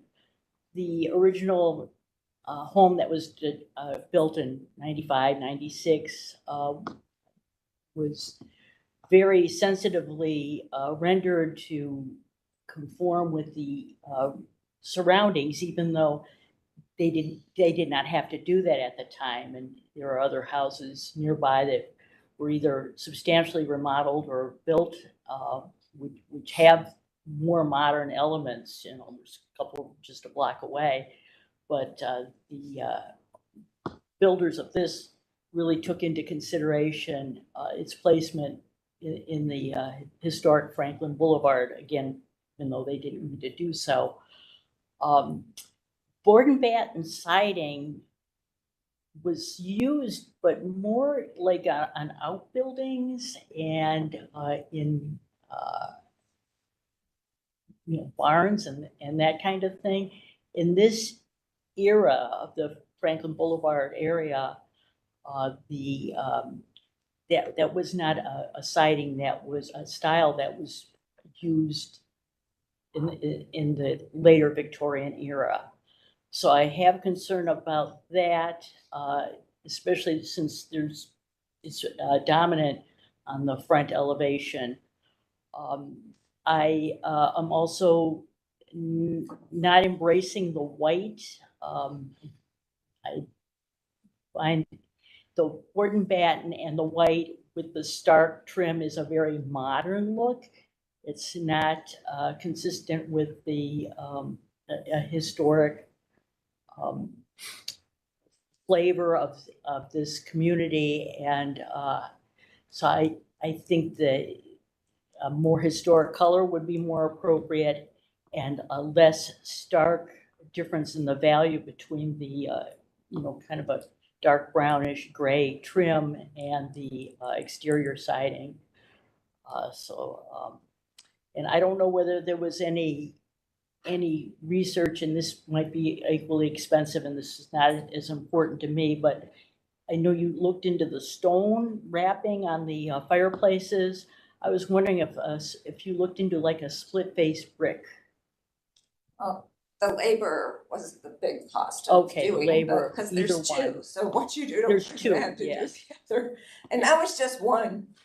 20,000 to do one. Okay. So if I could do one side, not the other. Right. But you're trying to keep the house even because you could see the fireplace piece from the street. So that is why we decided let's do shakes, because it gives just a little more texture, matches the peaks of the front. To go back to, you're right, board and batten wasn't as popular, and it wasn't even a product back in probably early 90s. Maybe not. However, there is a home on Fulton that is maybe 100 years old that has all vertical. Yeah, so it's board and batten or. The vertical siding was more like a farmhouse or a modest home, as opposed to the substantial mini mansions that we have on Franklin. They wouldn't have used, if they would have used it, it would have been in just selected areas. It wouldn't have been the entire facade.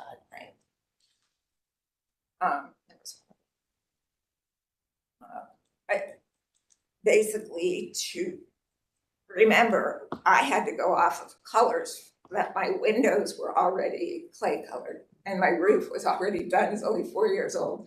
So I had to choose colors that were going to be, coordinate nicely with those two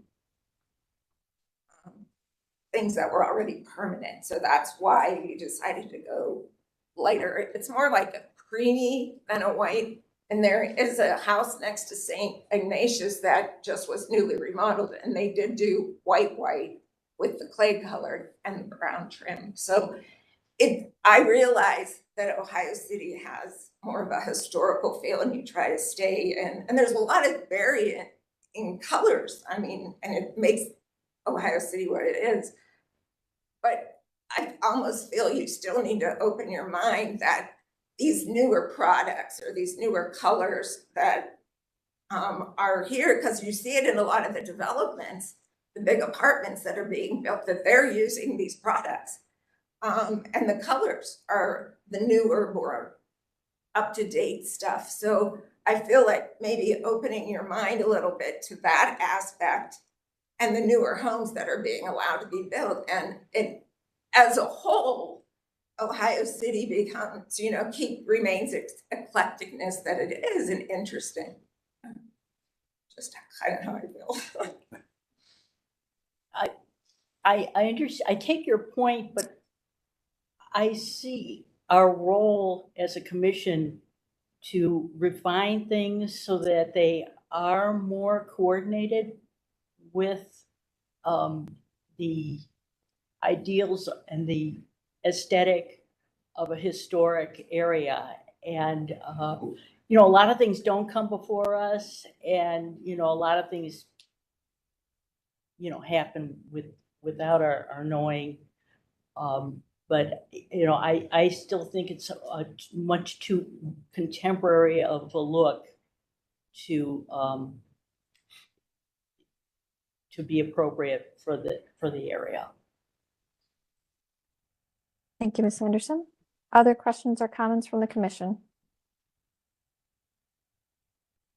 Madam Chair, I was just wondering if the applicant could respond or react to your comments with regard to going to a horizontal siding in the bay. And just to clarify, not on the bay, but on either side of the bay was what I, what the area projecting that has the bay is the area that I'm most interested in. I did present that to the designer, who was designing, and because we have to, so you basically want me to stay horizontal behind the bay, but then keep the vertical on the porch and above the roof. And because I asked her some different scenarios, and she says, then you're adding in a lot of different directions. She felt it was less attractive to do that, to start messing with, some things going horizontal, some things being shakes, some things being vertical. And her only suggestion would be to, above the porch roof, is to add shakes there instead of keeping it vertical, because it matches then with the shakes of the fireplace and the peaks. And then you're taking away a little bit of the vertical, but you're adding shakes above that section. That was her recommendation, instead of messing with, because the bay provides, the three-dimensional, and it's more simple. So the vertical behind it makes it, pops a little more. So that, I'm just saying, her recommendation was changing that one portion to shakes there and not messing with the horizontal on the front. Okay. Other questions and comments from the commission?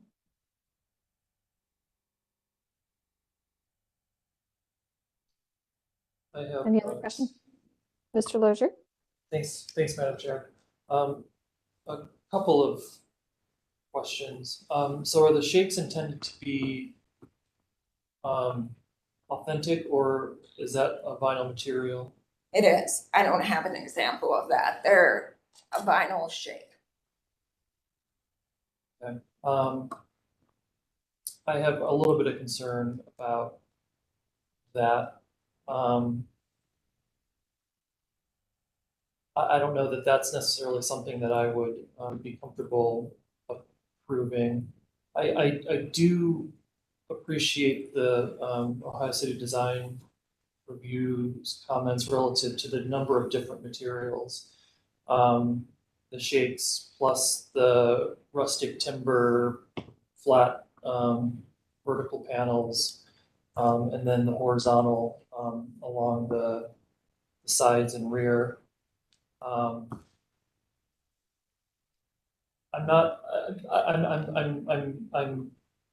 trying to wrap my head around, how all of these materials do all work together to create a cohesive whole. And right now it seems like there's some things that seem a little bit at odds with one another. I think one is, the sort of the rustic nature of the vertical, where most of the newer construction that we're seeing today has, flat hardy panels with the board and batten versus the rustic. So that's one thing that I'm a little bit concerned about. So rethinking the shapes and rethinking, the rustic nature of the board and batten. The second thing is, I think coloration too. While I appreciate the sort of the roof color and the window color, I think the body of the house and the trim seem a little bit too. There's a little bit too much contrast between the dark gray and the white. So is there something that's in the middle that that might bring those two together a little bit more? It's really, to me, it's sort of the triangular peaks that that seems like you have like a heavy sort of marker, right? That you're sort of drawing those lines around, and instead of it being working together more harmoniously, it seems like it's a little bit too much of a contrast. And then I just have one just follow-up question. So the stone, is that in the project or is that not in The the stone project? will be the steps. I thought there was a picture of the stone. There it is. So that blends in with all these colors, and that stone will be on the front, the new steps, and the stone on the front of the house there. Yeah, this is another material that there's not historic precedent for sort of the stacked stone in the Ohio City neighborhood. Brick is typically the material that was used and historically used. And I understand that we're reinterpreting things and trying to make something that feels like we're not copying what was done before. But this is a material that I feel, is so far away from what would be traditionally seen in the neighborhood that maybe rethinking that, maintaining a brick in those locations might be something that I would maybe just request considering. Not out of the question, because that's not, that's a section that can be changed. And there's a lot of different color bricks, so that's an option. All right. Thank you, Mr. Lozier, for that feedback. Other questions and comments from the commission? Or would someone like to put forward a motion?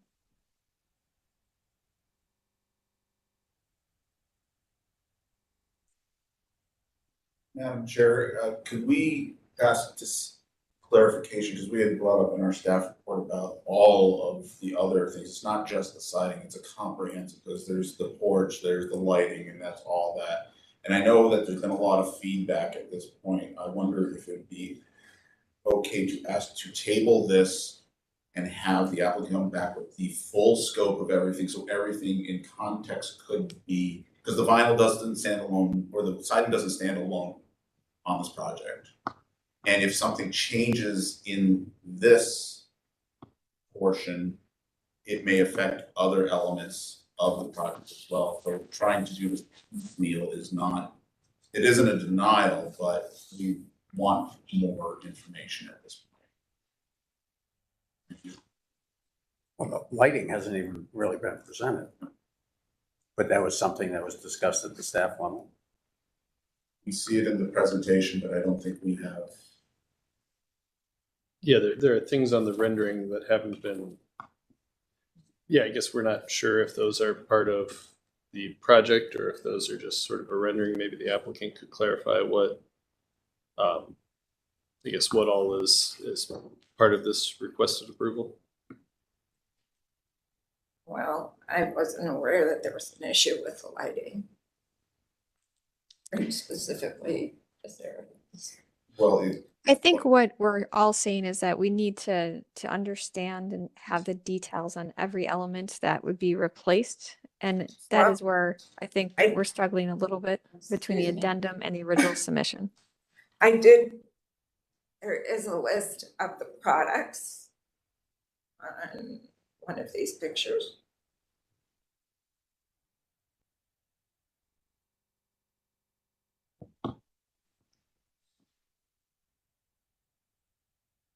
There you go.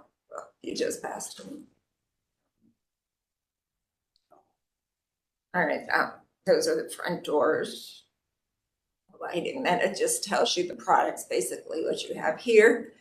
The roof is just, I'm keeping the roof that's there and just painting it, the color of the porch.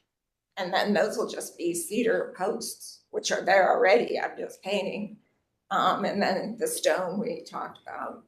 I mean, that lighting right there matches my garage lights that I just installed.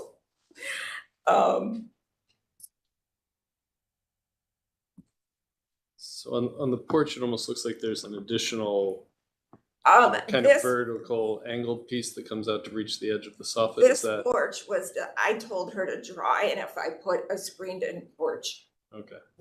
It's one of those things, if we do, would be later on. So she just installed the screened in porch with a railing, you know, because if we take the railing off, you know, when you're redoing the front, the post, the whole floor is rotted right now of the porch. So it needs to be replaced probably with cedar. So that takes in the posts and the rails and all that stuff. So she drew in, you know, kind of an example of what it would look like if I put a screened in porch in there. And rebuilding the porch is part of this project? No, that's a separate project. I haven't even got to that part. I just wanted to get the exterior and the landscaping done, and even the steps. I didn't put it in part of this project because that'll probably be late summer. Of this year? Right, like the steps of our home are breaking apart because they're brick.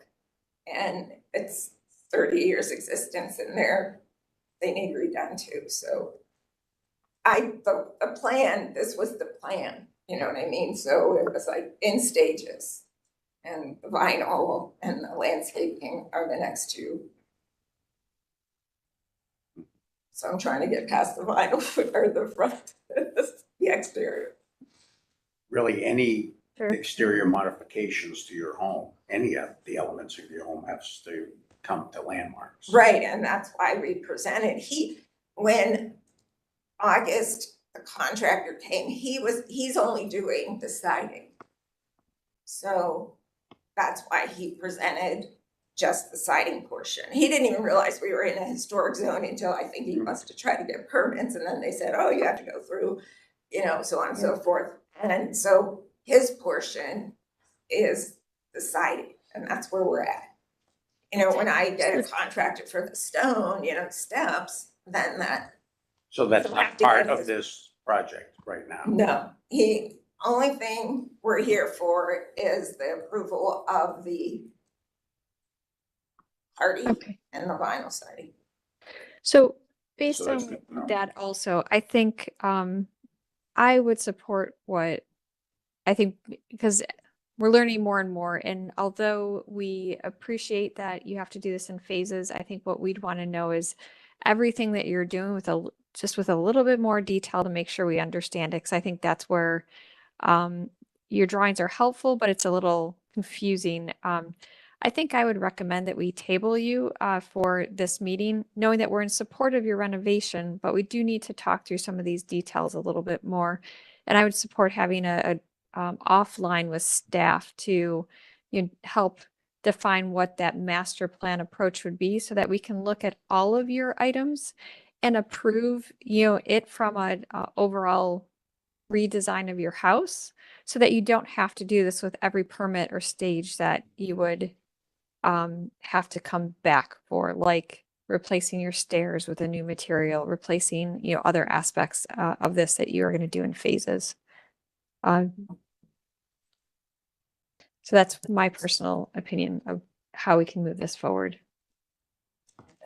Response to that. I don't know what other people on the commission feel. The applicant's going to respond, Madam Chair. Oh, go ahead. If I can make it through the response.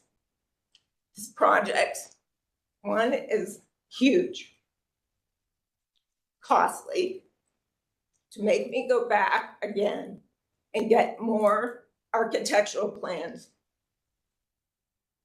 Another costly. I think what I presented is self-explanatory. If you make me go back and get a whole new plan and come back, I don't know what product I want to eat. Maybe I wanted to stick with the stone. Maybe I need to investigate brick now. My contractor, not knowing it was in a historical district, ordered the Hardie. When you order the Hardie, you have to choose a color. In his warehouse now sits this product. If we can't use this product, and I have to change horizontal, I just wasted a bunch of money on Hardie product that I'm not quite sure what we're gonna do with. Or I tell him it's his fault and he has to pay. I don't know. He really didn't think it was gonna be an issue, and maybe he's a novice and he didn't realize the scope of the historical, impact on it, because this takes months to get. He ordered it before the holidays. It took 2 months to get in, and we're waiting, it's warmer days out and he could be doing a project. And so, I don't know whose fault that is, or if it's anybody's fault. I just feel a little frustrated that I now have to go back when I have plans. And I'm here just for the siding and exterior approval right now. I haven't even ventured into what I'm doing with the steps and who's going to do that part of it. I don't have a contractor. I have different contractors for different aspects of this project.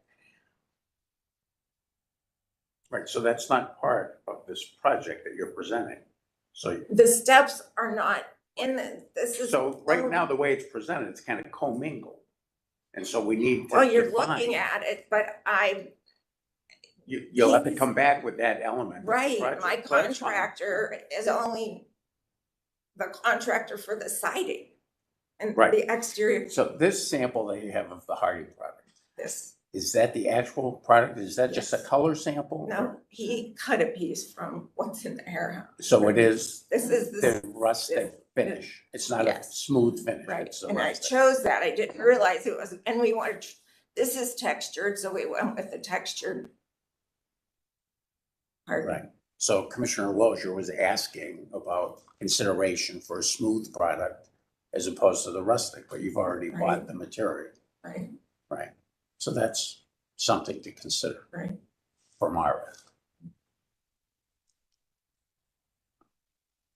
I actually feel it's more authentic when it's rustic than it is when it's smooth. It almost looks like, I don't know. It looks So more the like wood interest of this way. everyone- So you you know- prefer not to table? I would prefer not to table it because I'm just asking for the, siding and the Hardie approval. When I get to the brick part and my porch part,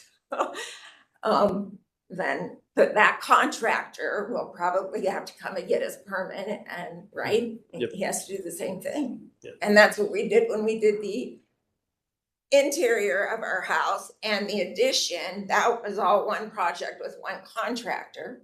And my deck person is now in process of getting approval with the city for the deck portion. So I just have different contractors for different parts of the project. All right. So is there flexibility though in terms of changing the trim color in the gable?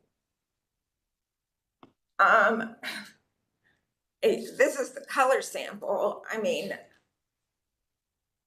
the trim color is the trim, and then the soffit that goes underneath is what, this is the trim. And then the soffits would be this. So I don't know. I'd have to go back to the samples and see. I like the contrast. It matches the roof. You could maybe make the soffit the same color as this and just keep the trim brown. probably would be, I guess, the next. Have those materials been purchased? I think he purchased all of them, but I believe the siding he can return. The siding I can return, yes. The hardy cannot be. So if we have to, choose a different color for the soffit and the trim, that we can do. The freeze board, the gable freeze board there, is that wrapped metal or is that a hardy product? That's wrapped and that's coil. So that's the coil color that sample she has. That's rustic timber that matches the soffit, which will go on the overhangs.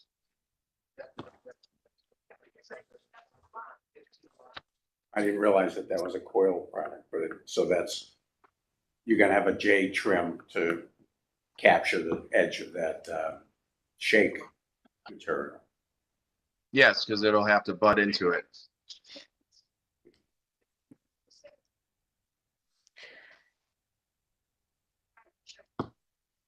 Okay, other questions or comments?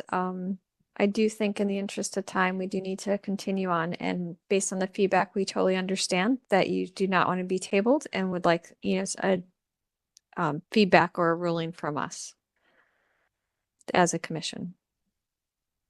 Madam Chair, there is Yes. something that I would like to say as briefly as a historian could say it. Because this is not a historic home, and it seems to me that the design complements a lot of the designs in the community. And I'm looking now at the notes and comments from the Design Review Advisory Committee, and they had some specific recommendations. And certainly one of them was that you try to select 2 materials and colors to simplify. And it seems that these colors that are on the table in front of us suggest that there isn't a lot of, they use the term multiple styles of siding and materials. It seems like the effort has already been made to choose colors that are complementary and not terribly divergent from the theme. But I also heard you say earlier that there should be an offline discussion with staff. And if you're willing to do that, it seems like the project is moving in the right direction. Is that right, Carl? That there would be the opportunity to have an offline discussion with staff? Okay. And then we know that some things are already ordered and cannot be returned, but other things can. So it seems like there's flexibility in what you've already decided to go with, that you're willing to kind of get it done, right? Okay. So, are you willing to work with staff and have that offline discussion? Sure. So we can keep moving in that direction. Okay, just wanted that clarification. Yeah. Thank you, Dr. Williams. So would someone like to make a motion then to allow us to move this forward?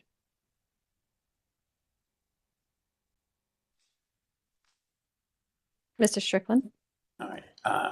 So Madam Chair, I just have one further clarification that I'd like to discuss. The shake material in the front gable. Typically, we don't approve vinyl product on the front facade, but I'm not sure if there's a hardy product that's available in a shake configuration.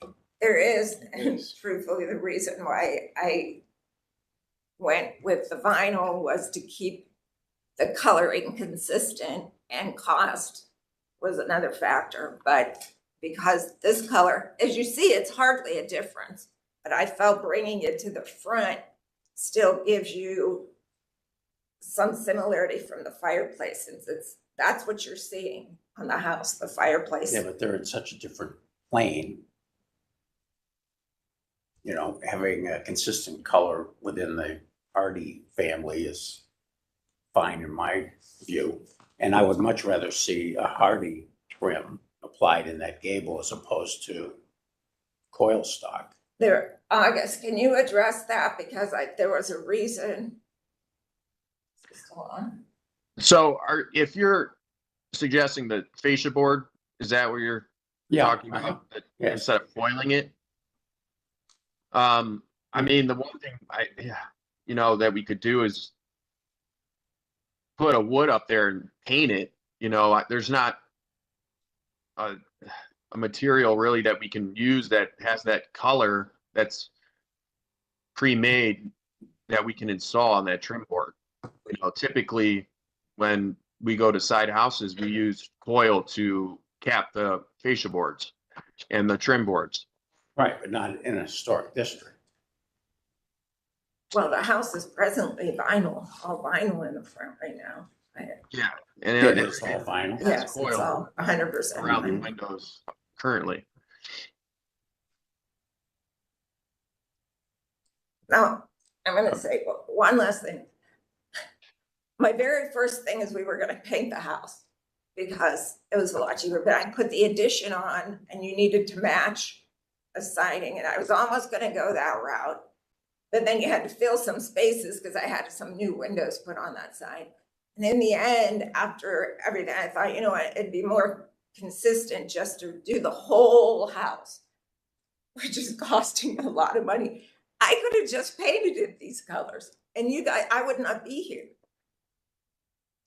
And it's a little frustrating for me now. Like I could just say, okay, I'll paint the house.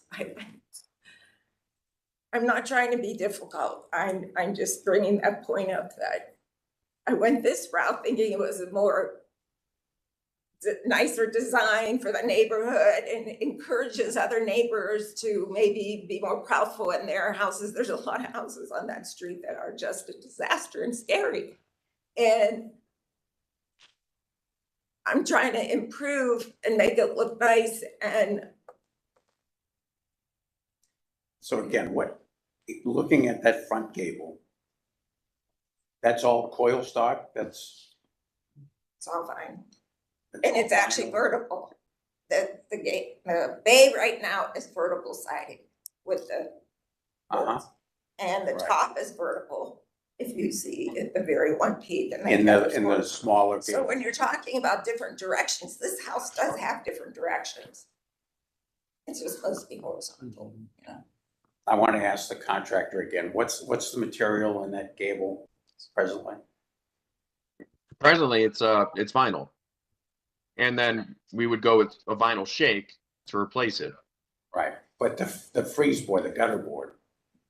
The gutter board right now is in coil, and the soffit is also vinyl, so we'd be replacing with the same products. Okay. All right, Madam Chair, I'd like to make a motion to approve the project as presented. Any conditions?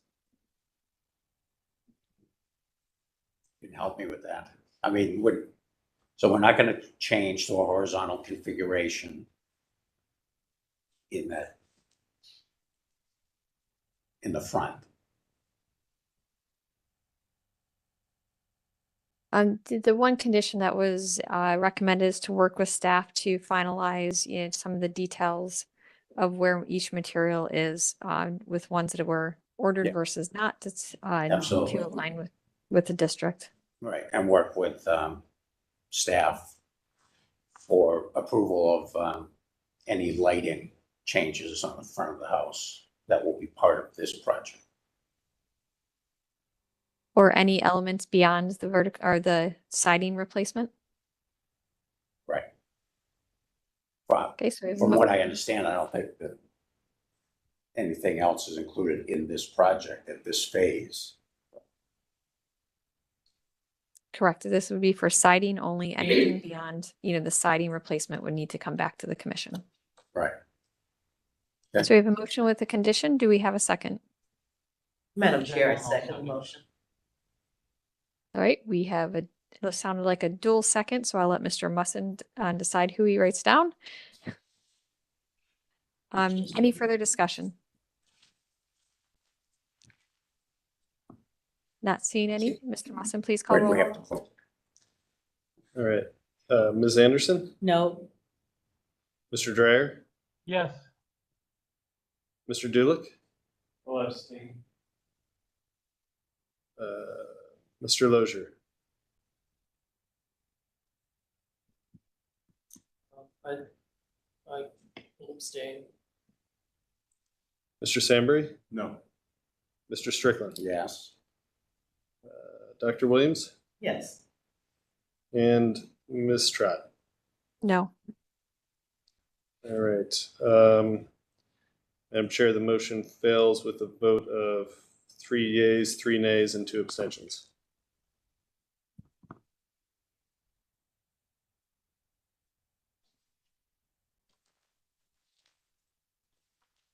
So- Where does that? Well, if someone wants to make another motion or, I think in the past, we have not taken another. It's a failed motion, so it's failed. It needs She'd have to make another presentation. I think so, yes. so it's a That's how. de facto I- denial, essentially. Yeah, Mr. Roberts, can you provide any guidance on that? Mr. Secretary, yeah, it would be de facto denial. Is there no opportunity to make a second motion, just non-passing is a denial? That's correct. It would be like, second bite of the apple. You can't just continue to do motions until you get the results that you're eyeing.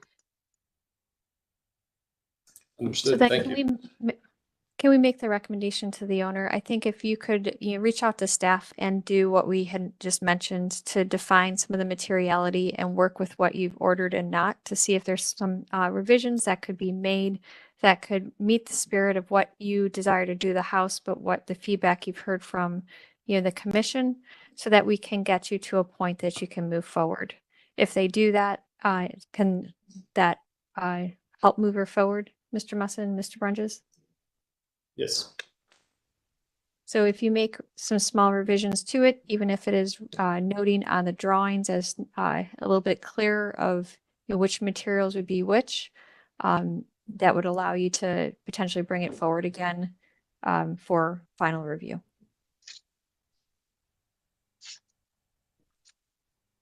Okay, I'm still not clear of what you mean by which materials will be which. If you work with staff, they'll be able to help direct you. And do I make an appointment for that? I'll reach out to you this afternoon or tomorrow, and we'll start that conversation. Thank you. Thank you for coming in. I have just one clarification. Sure. Madam Chair, if a motion, and maybe this is a law record, if a motion is different than the previous motion, does that create a scenario in which another motion can be made either today or at another day? Mr. Roberts, do you have feedback? Councilman McCormick, I'm sorry, I could not hear your question. I'm sorry, if a motion is different from a previous motion, does that allow, whether today or another day, another motion to be made? Well, if I'm understanding your question correctly, and I fear that I'm not, Ms. Malone has a certificate of appropriateness under case 24-019. It's my review here that there was a motion with respect to that case number for the siding replacement.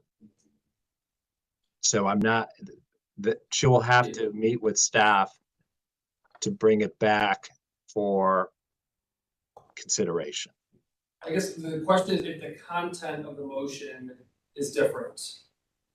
You have to get a new case number. But just start a new application process. A new application. A new case number will reconsider. If she submits a different presentation with different stuff, the motion wording might be exactly the same, but it's to that new case number in that presentation, not to this one anymore. So you're changing the content of the motion. based upon what's presented to us. Okay, and then I would just ask too, because of the nature of this project, if she can be expedited on the fastest schedule possible for review. Yeah, I mean, we have a meeting in 2 weeks. Because I I think presently have no gutters on my new addition, and this, you were waiting for approval so he could like get to it and complete the addition section and tie it in with the new and the old, so. Yeah. Yeah, what we're considering here wouldn't affect her addition, right? Yeah, but it's. Yeah, the addition of the rear, yeah, well, I guess, yeah. I needed, that's- it's all the siding that has to be. She doesn't want to start the siding in the Oh, rear there's if it's no not gonna siding, continue just up tie the it front. Staff will get you. Yeah, We'll I'll- start reaching out in the next meetings there tomorrow and then get you moving. All right. Madam Chair, I have to recuse myself from the next project. Thank you for letting me know. All right, then we will move on to our next applicant, the window replacement at 11401 Lorraine Avenue, the Centers, the Cleveland Christian Home. Good morning, Madam Chair and Commissioners. I'm Carter Edmond, in case there was any doubt. I'm the Director of Design for Hurst Brothers Construction. Although I'm not the architect for this project, Paul Beacon and Associates is the architect, and Paul and Susan will be presenting it in detail. I'm just going to tee it up here and provide a little bit of context. And I'd like to start by thanking Dan and Carl and Jessica for the time that they took to help us evolve this design and get it to where it is today.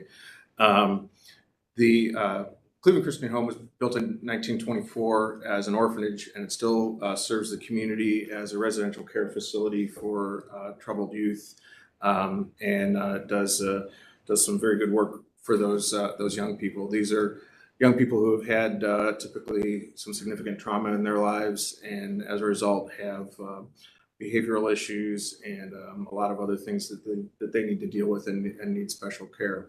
So one of the challenges of this project is balancing the historic appropriateness and sensitivity to the existing building, which is in a landmark district and is also a landmark itself, with the accommodation of light and privacy and fresh air that we really want to give these kids, with also the pretty stringent security and safety requirements for this special population of residents. We went through the neighborhood design review. They gave us some very good feedback, which I think we have accommodated with the revisions that you'll see today. We've done quite a bit of research on options for these windows. And I think we've come to a resolution that accommodates all of these competing priorities. I will say that we're talking about the windows on the second floor of the west wing of the Lorraine facade of the building, which you'll see.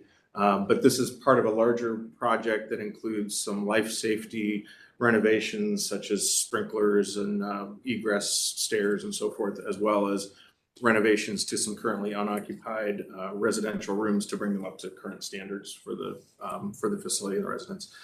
So with that, I'll turn it over to Paul and Susan to talk about the project, and I'm also here to answer any questions that might be relevant. You want me to head down the safety stuff first? Yeah, Carter. Sure. Remotes right there. Oh, here you go. Thank you.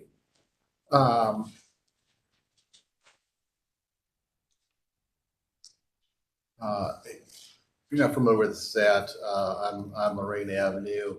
The renovations that we are doing, this is a very big complex, are to two different wings of this facility. For this presentation, really, our focus is going to be on the Lorraine Avenue facade, which is the west side of that building. These are some pictures of whatever. I think Susan will go back to talk a little bit more about that, but let me jump to an elevation just so that you can kind of see what we're doing. One of the key features for this facility, again, Carter gave you a little bit of a hint of what has to happen here, is the children that are staying here, they are living here, they're going to school here. It is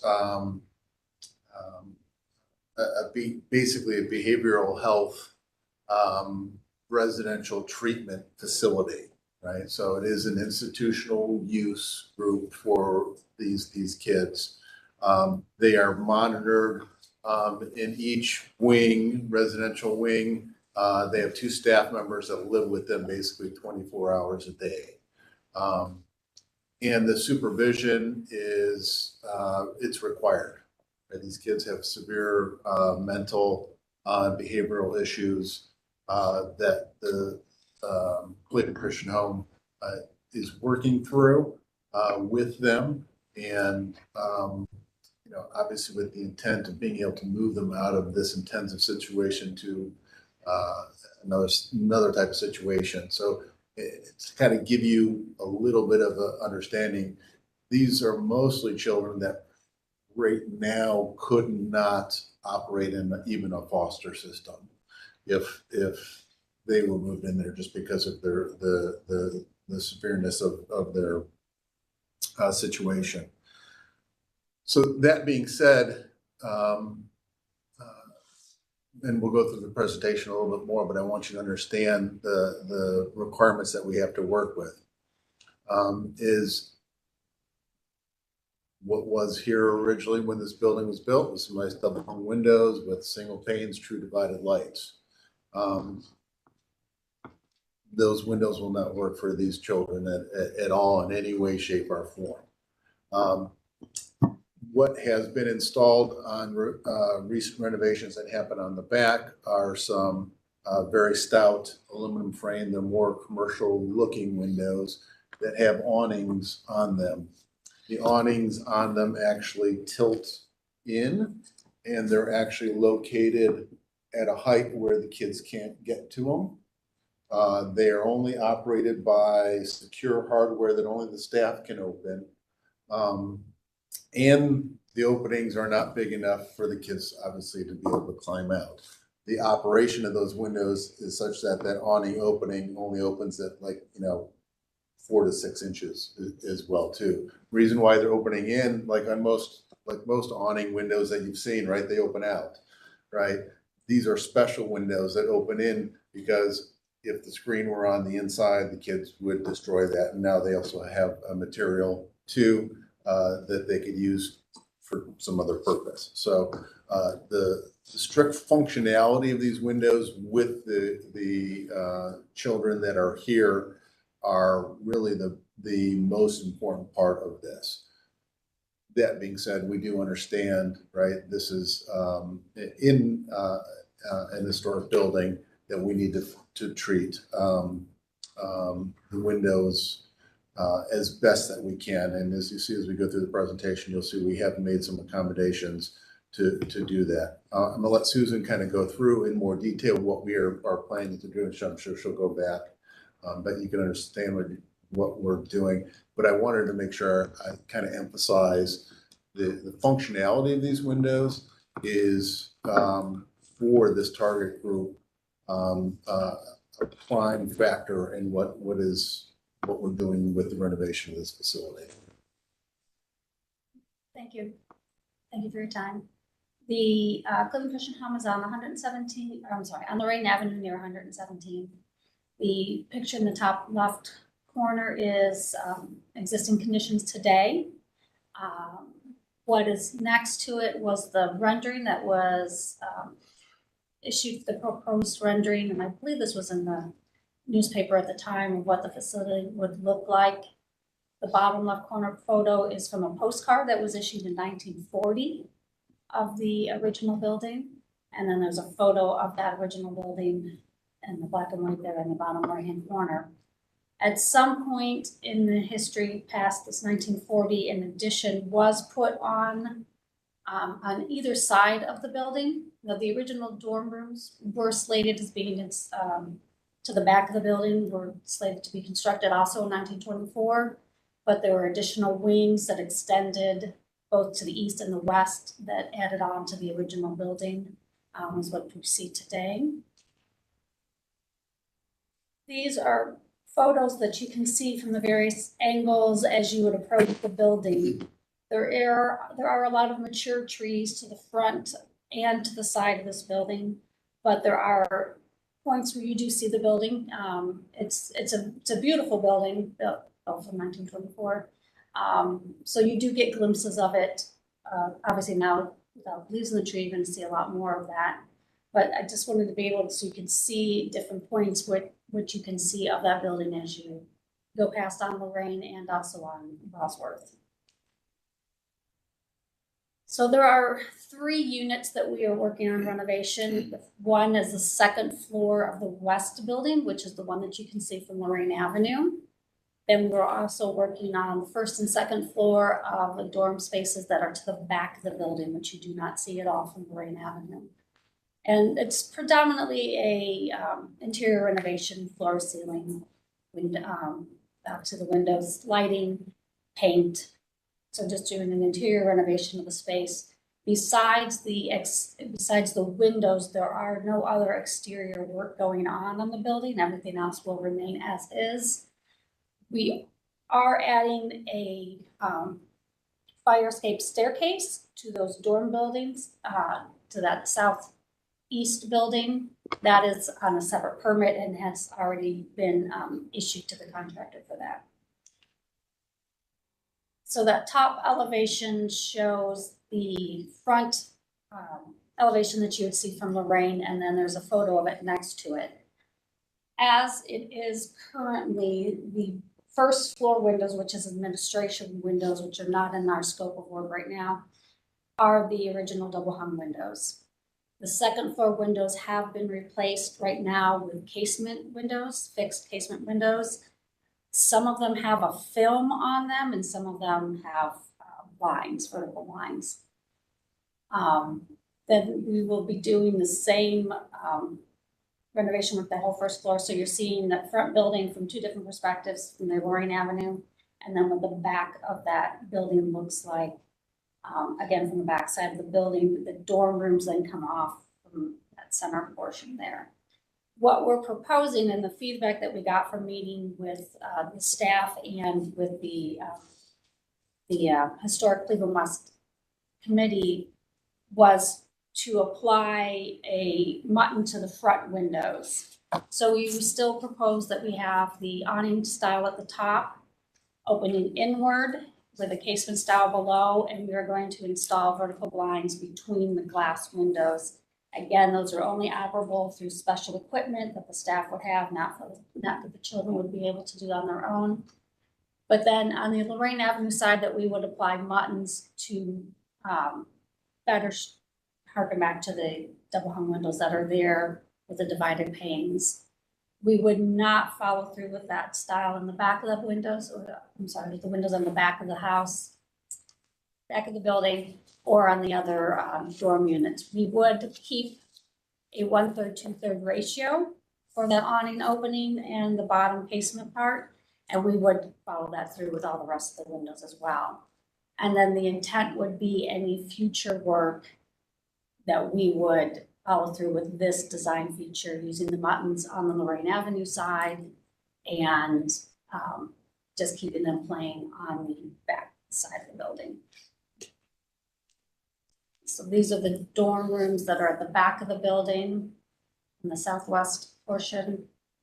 So again, showing that we would do the awnings and the casement, the 1/3, 2/3 ratio. And besides, I believe there's an area in the common space on the first floor of this building that still has the original windows. All the other windows on this location have already been changed to the casement style window, but without the vented awning style. This just shows a little more detail. You can tell that there are various forms of windows already installed in the building. Some currently, as I said, we were proposing to have a vertical blind between the windows. Some of the windows on the building right now have a film that's been applied. Feedback from the children is that they don't feel that there's privacy there. They don't feel that they feel that they can still be seen from the outside, which is why then we proposed to do the vertical blinds that they can open and close. The children would also preferred to have, obviously, the fresh air and vented windows to be able to get some fresh air in there.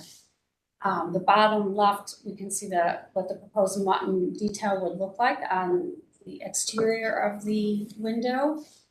And there is,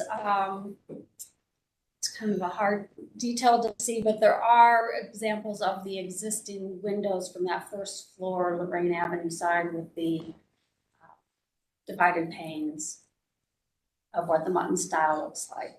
I've looked at them pretty closely. The original mutton style is essentially a square piece of wood, and that fillet is done with the glazing putty. So this mimics that shape pretty well.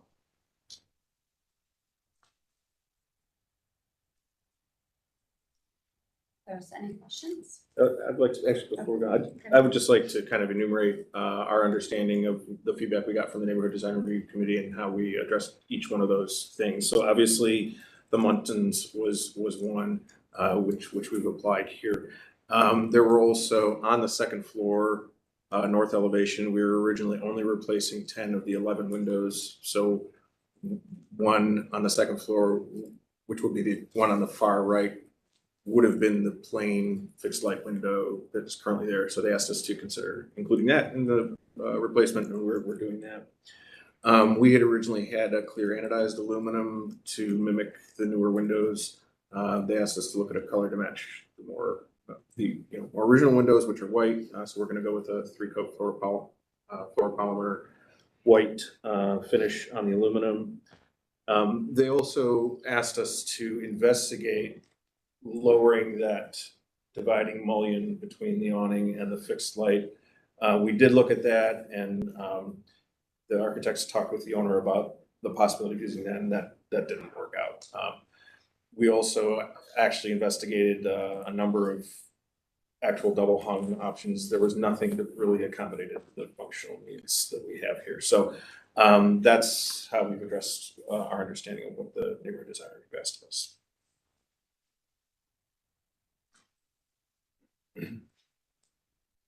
Okay, thank you for the presentation. We will then move on to Design Review Committee recommendations. Thank you, Madam Chair. This project was seen by the Cleveland Christian, I'm sorry, by the, reading the wrong part, the Historic West Cleveland Design Review Advisory Committee on February 17th, 2024. There was a split vote of 4-2. And the motion that was passed was recommended approval with the condition that the operable casement portion of the windows be increased in size to mimic the scale of the cottage sash, and that the exterior faux muttons be installed on the Lorraine elevation windows, and that the westernmost window on the second floor of the front elevation be replaced to match the others. So as Carter and Susan sort of outlined, those changes have been incorporated. There's also just general discussion about primarily only focusing on the front, the Lorraine elevation. The committee felt strongly that the historic integrity of the front elevation had to be maintained, but they felt that the sides and rear could be altered to more closely suit programmatic needs without concerns about affecting the historic properties of the building. And ultimately, as Carter just kind of went over, there was some discussion about whether there would be alternative window styles and configurations that would allow them to more closely mimic historic windows, but given the constraints of the programmatic needs of this building, it sounds like there are limited options. Okay, thank you for that summary. I'll move on to landmark staff recommendations. Thank you, Madam Chair. As mentioned, staff did meet with the applicants in a pre-development meeting, which I think made things go a lot smoother, and we hope more applicants in the future take advantage of that, because as we have seen, there can be issues later on. But it was a very good conversation, very open. And at that meeting, we acknowledged and understood the needs of the organization, but we felt that the windows did need to mimic more closely the profiles of the first floor, and that the exterior plans should be there. These recommendations were enforced by the local committee, and these windows could also set that standard for the future So we now can say if they do come back with the east wing, and potentially we could do that administratively because we know that these are the standards, and if they're using exactly the same thing, then that way it's a little easier to process later on.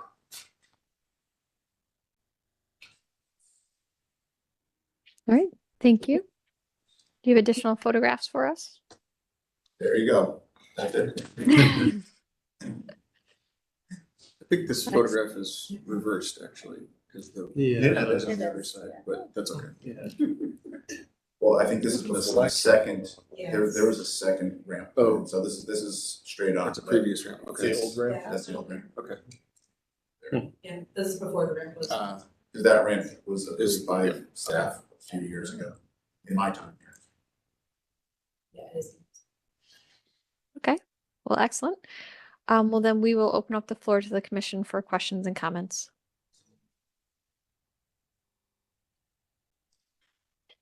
I guess I will start us off. I appreciate the sensitivity, but the balance between the historic requirements and the functionality of the building. I do agree with staff and local that and appreciate that you've put the buttons on the front Lorraine Avenue building. Since there is such a quite a variety of windows on the other parts of the building, I don't have objections to, the windows as they're presented. My personal preference would be to put the buttons on the west elevation of the west building. There's 2 windows on that second floor, just because they are visible, sort of, from the street, because of deciduous trees that are there. But I don't object to them not having there. My personal preference would to also put the buttons there. But overall, I'm in support of the project. Other questions or comments or feedback from the commission?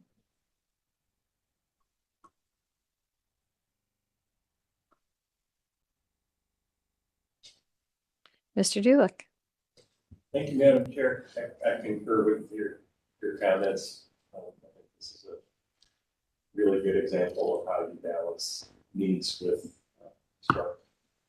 structures. But I also I concur with your sentiments about the west elevation of the west wing, because it is visible. And the mountains there as well. Thank you, Mr. Dulick. Other questions or comments? Mr. Lozier? Thanks, Madam Chair. I'm in support. I think this is to echo my colleagues, I think that this is a good way of handling the programmatic needs as well as the aesthetic requirements of this being a historic building. I guess the one question that I have is, you mentioned that down the road, you may look to replace the second floor windows and first floor windows. And just wanted to understand, because those existing windows are double hung. If the intent is that those will remain double hung in the future, are those windows new windows able to be modified in such a way that they match the same sort of exterior muntins and all of that? There's no difference between what you're doing upstairs versus what you could do on the second floor? I actually don't know what the center's next phases will be, or if renovation of that first floor is in the cards or when. But we would want it to be visually consistent with whatever additional renovations they want to do going forward. Yeah, we talked about that as well too at the local design review and also with staff, right? We also don't know what programming is going to happen, in those things. So not only not knowing what's going to happen, not knowing if they're going to make that section from administrative to be more residential facility or not. So I think like Carter said, the intent is to let's get something that works, that we kind of agree is the best way forward to move it, and then address it so that the front facade has a consistent appearance.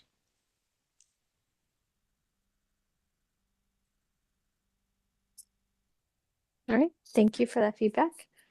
Other questions or comments?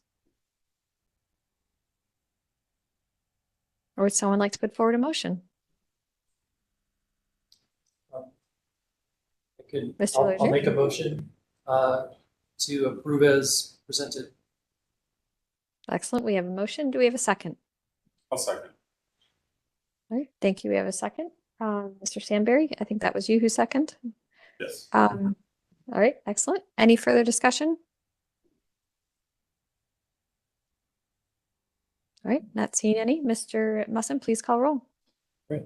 Ms. Anderson? Yes. Mr. Dryer? Yes. Sorry, was that a yes, Mr. Dryer? Yes. Okay, thank you. Mr. Dulick? Yes. Mr. Lozier? Yes. Mr. Sandberry? Yes. Dr. Williams? Yes. And Ms. Trout? Yes. Madam Chair, the motion passes unanimously. Thank you very Excellent. much. Well, Thank you, guys. Thank you very much. good luck with your project. Thanks. We'll then move on to our next applicant, or actually that concludes our certificates of appropriateness. We'll then move on to our concept plan reviews.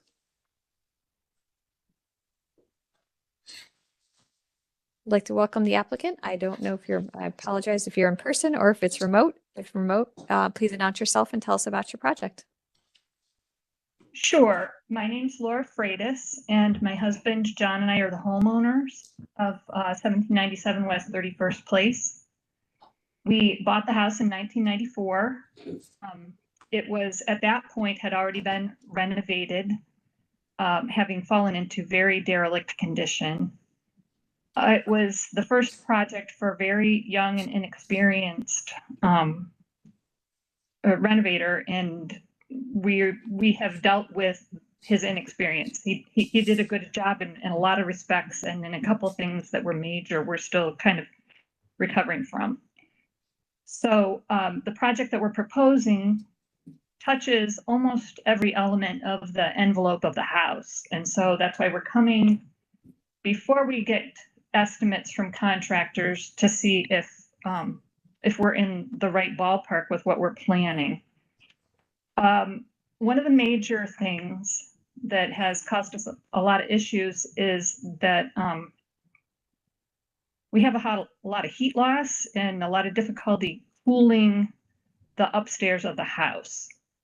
And that is driving some of our ideas for how we could fix that. Some of the things we've tried already, we've increased the air conditioner capacity. We've added zone control of HVAC to try to push all of the cooling to the upstairs. In 1999, when we built an addition to the back of the house, we had the contractor split the ridge in the historic parts of the roof to try to see if there was some way that we could release some heat. And at the moment, we're using thermal window coverings all summer long, which does reduce a little bit of the heat coming into the house from the south and west particularly, but also unfortunately reduces a lot of light. So starting at the top of the house with what we're thinking about doing, one idea we had was that we would replace the asphalt shingle roof with a metal roof, standing seam metal roof, and raise it about 5 inches in order to introduce cool vent to see if that would help to increase some air circulation in the roof. We heard back from design review that they weren't particularly thrilled with the metal roof, that it may not be appropriate.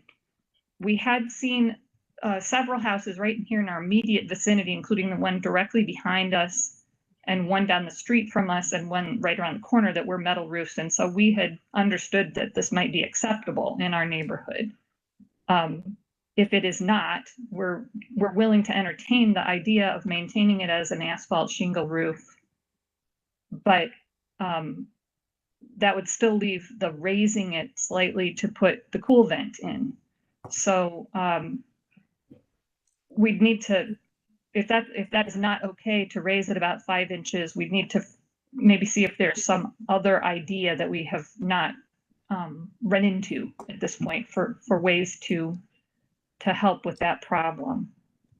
Another problem that we are looking to target is that when the previous owner rehabbed it, he did not believe in house wraps. And so the historic part of the house has no vapor barrier under the wood siding. And so when we built the addition, we did put a house wrap on underneath cedar siding, but you can really distinctly tell now the difference that makes, because the newer addition is able to hold paint and is not rotting in the way that the historic part is. So we would like to remove the wood clapboard siding, if we can afford it, from the entire house, including the addition, and wrap the historic part of the house, put in a 1/2-inch foam board insulation, and instead of using wood siding, use hardy board. And that would be both on the clapboard siding and the trim. The other parts that we need to do something about, he used a Marvin wood window, but it was a very low end. I have heard subsequently that 1990 was a bad year for Marvin windows or something like that. This line of Marvin windows. Bad crap. And especially the double hung windows, that we needed to put in a third-party storm window, which is not particularly visually appealing. So we need to replace those with a better either composite or wood with aluminum clad window that mimics as closely as possible the windows that are there. One thing in the elevations that you're looking at that I need to point out that was a mistake in the drawing is that the double hung windows in the historic part of the house in the drawings appear to be just single pane, 1/1, and actually they are 2/2 double hung windows throughout the historic part. The casement windows have also been an issue. We would like to replace those with awning windows that look very similar to the casement windows that are there, but that operate obviously differently for keeping more water out if they're open when it's raining. Let's see. Gutters would be different. There were no gutters. He also didn't believe in gutters. We installed half rounds thinking that would complement the style of the house, but they have proven to be very inadequate for actually helping to protect the house. The capacity and the flow has been very difficult to get right. So we would have 4-inch, much more standard hanging gutters with the downspouts directed. We have a garden in the back. We'd like to make a rain garden that those drain to. And the last major change would be to the garage, which we do have no photo of there, but we do have elevation of. And that's just that the existing garage, which we built in 95, this is just a wrong thinking on our part at that point. We did not have an overhang on the front and back. And in addition to making that, I think, look more complementing the house and the other structures around us, it would also have prevented some significant water damage, rotting around the garage doors. So we want to build those out to have an overhang on both the front and the back of the garage. And I think that's the main things that we're looking at changing that would visually affect the way the house looks. Thank you for the presentation and bringing all the details. We appreciate that. And before we get into questions and comments from the commission, we'll go to Design Review Committee recommendations. Thank you, Madam Chair. This project was reviewed by the Ohio City Design Review Advisory Committee on February 15th. They reviewed it conceptually, so they did not take action, but they did have comments and discussion. And they discussed the appropriateness of the metal roof, the venting options for the roof. What's proposed is a cooling way, and they discussed other options that were used on other historic homes.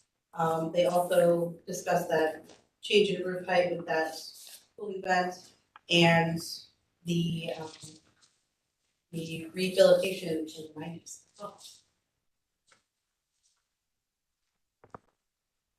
All right, thank you for that summary and landmark staff recommendation.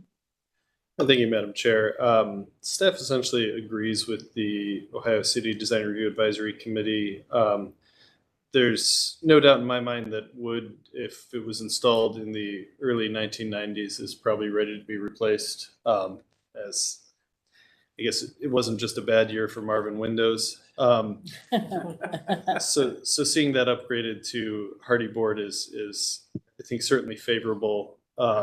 Would like to see some more exploration of whether they could come up with a venting system for the roof that would allow for less than that 5-inch increase. But understanding that there's not always a lot of room to work in those old rafters and roof spaces. Primary point of concern for staff is I think the proposed metal roof, and you can see a photo of you prior to the restoration. I think it was taken sometime in the 1980s. But we don't have a date on it. So you can see, I guess at that point she was a real beaut. The roof is God knows what, but it looks like 3-tab asphalt shingle, and then they love the asphalt so much they continued it down the sides of the building. So a lot of work has gone into this house. It's a gorgeous, cute little cottage now, and the aesthetic side of me is, thinks this would look really sharp with standing seam metal roof. And, if this was, a lakeside type community or out in the country, that would be, very appropriate. Because although it's become a, fairly modern and, I guess, sought after building material now, metal roofs were typically more a utilitarian type thing, almost like the board and batten siding we were discussing earlier. People didn't go after it for a stylistic thing. It was what was available. So you tended to see it, not in urban areas, but more rural areas or areas where they, weren't looking to impress anyone. It was just what was available. So while I think the house would look great with a metal roof and can picture it in my head and would love it, I struggle with the appropriateness of it because, typically that just is not an urban material. And the references to other installations in the neighborhood that Ms. Freitas made, not all of those, I believe not all of those were approved through, proper channels here at City Hall. And then other ones like the one in the lower right-hand corner, involved a modern addition to an old building. And so it made sense there. So, we look at all these things on a case-by-case basis. This is on a kind of a narrow side street that used to essentially dead end at this house. So its siting is very different than when it was originally constructed.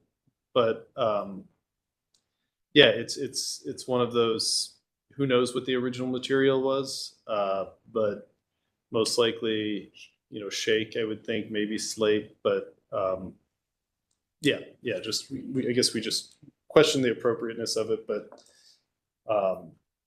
visually I think it would look sharp. And the garage I have less strong feelings about. I think adding the overhang is important and a good move to make. Depending on how visible the garage is, I don't think there's an issue with the standing seam, metal roof on that. But that's my ramblings. All right. Thank you, Mr. Musson. Then we'll open up the floor to the commission for questions and comments.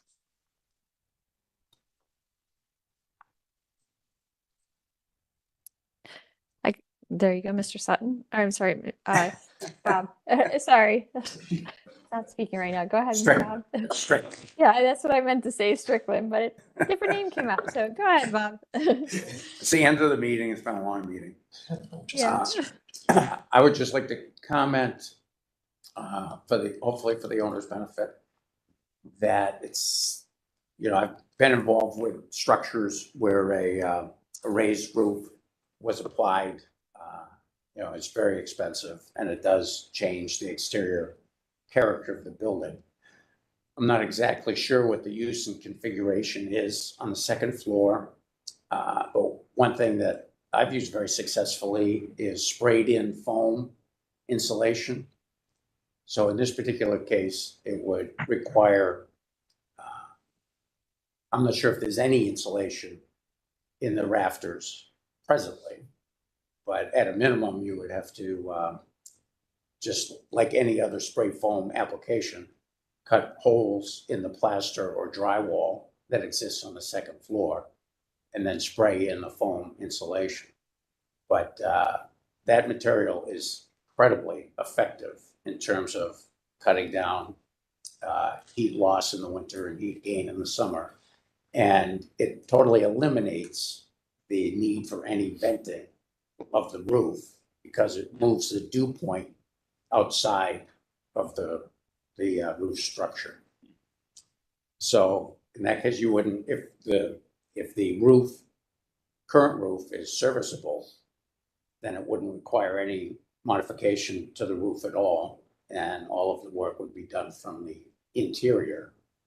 And I think if you get quotes along those lines, you'll find out that it may be substantially less expensive than applying a vented roof system on top of what exists there presently. So you might want to consider that. Can I ask a question about that? There is insulation in there right now. When he did it in between 1990 and 1992, he did put the fiberglass insulation in there.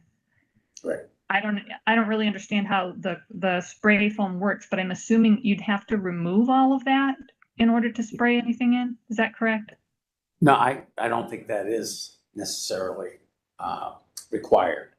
So you'd have to, talk to the various foam insulation contractors, but I have seen applications where the foam was applied and just displaced the fiberglass insulation, basically compacts the fiberglass insulation, but it does fill the void in that rafter space so that you don't need venting and it's still very effective. Okay, thanks. Thank you, Ms. Strickland. Other questions and comments from the commission? Mr. Samberry?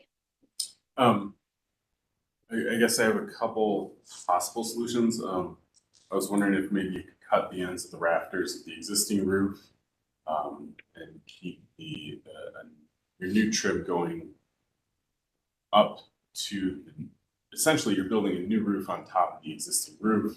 You wouldn't need the overhang of the existing roof on the house. So you could raise the siding up the 5 inches or so to blend the house a little better, not so much of a thick overhang, which is really what's going to be the least appealing part.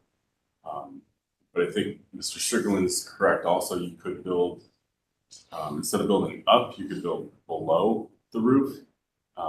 That would, personally, I think it would require removing the plaster, and you'd probably lower your ceiling, your 5 inches, put your blow-in insulation in.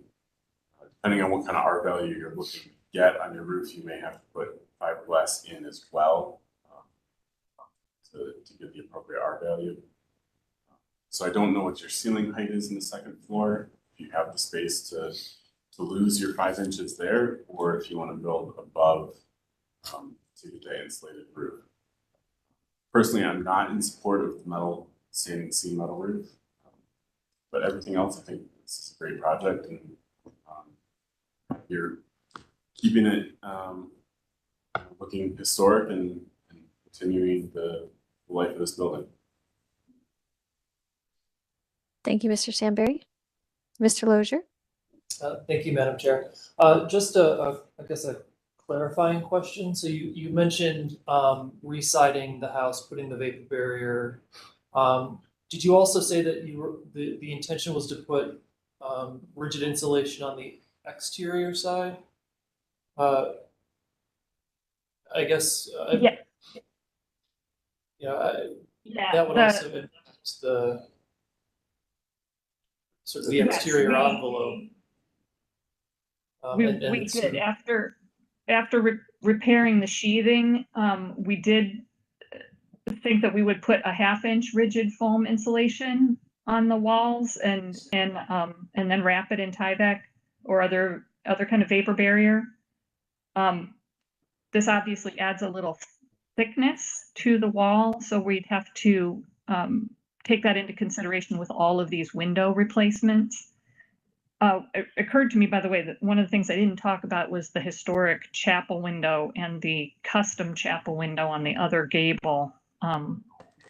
We are trying our hardest to preserve both of those, but I'm anticipating that they would actually have to be pulled out, rehabbed, and put back in, and then we would adjust for the depth change that the rigid foam insulation would create at that point. So yeah, it definitely, to answer your question, had been hoping to add that layer of insulation to the outside underneath the siding. Is there currently insulation in the walls, I'm assuming? Yes, there is. I mean, one other consideration might be if you do go the spray foam insulation route for the roof, maybe consider replacing, if you're already pulling off, all the sheathing in the exterior, you could potentially apply that all from the exterior. And then, re-side without having to add additional dimension to that exterior. Okay. Thank you, Mr. Lozier. I agree with what my fellow commission members have said. I think this is a really sensitive renovation, and you're trying to increase the efficiency of the house, but trying to stay within the character. So thank you for the sensitivity there. I do like Mr. Sandberry's approach to potentially looking at modifying the existing ridge board of the house and cutting that back so that you maintain the smaller profile of the soffits and the ridge board versus the heavier, beefier element that would be there if you put it just on top. I just also look at your gutter, just going through the same pains you have with half rounds and still having them on my house. Just making sure you provide the correct profile for your gutter and or support for your gutter, so you don't have the same thing happen of them, sort of bending down as the capacity of the rain hits them. Okay, I might have not gotten. I'm not an architect, so I might have missed some stuff in the explanation about cutting back the ridge board. How would I know you don't have a whole lot of time at this point. How would I get more feedback on what that really means and looks like so that I can talk to our contractors? Staff is happy to talk to you after the meeting, just as you prepare your final design for, actual approval as opposed to concept. We were happy to work through those details with you and kind of explain anything that you didn't understand from this meeting. Okay. And I misspoke. I said ridge board, but it's really your overhang there.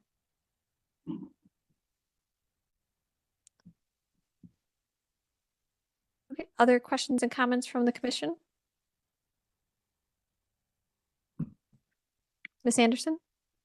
Thank you, Madam Chair. I just want to say that I concur with most of my fellow commissioners here. And yeah, I think if you can look into the foam insulation, I know it really is very effective. It really helps with heating and cooling the house. I'm probably more on board with raising the roof, or, you know, if you have to make that accommodation. The one thing that I would not want to see is the standing metal seam roof. You know, we've approved them when they're not really obvious from the street, but we have denied them in other projects. So I would suggest going with a regular asphalt shingle. Although as far as the garage goes, I could go either way. So those are my comments. Thank you. Thank you, Ms. Anderson.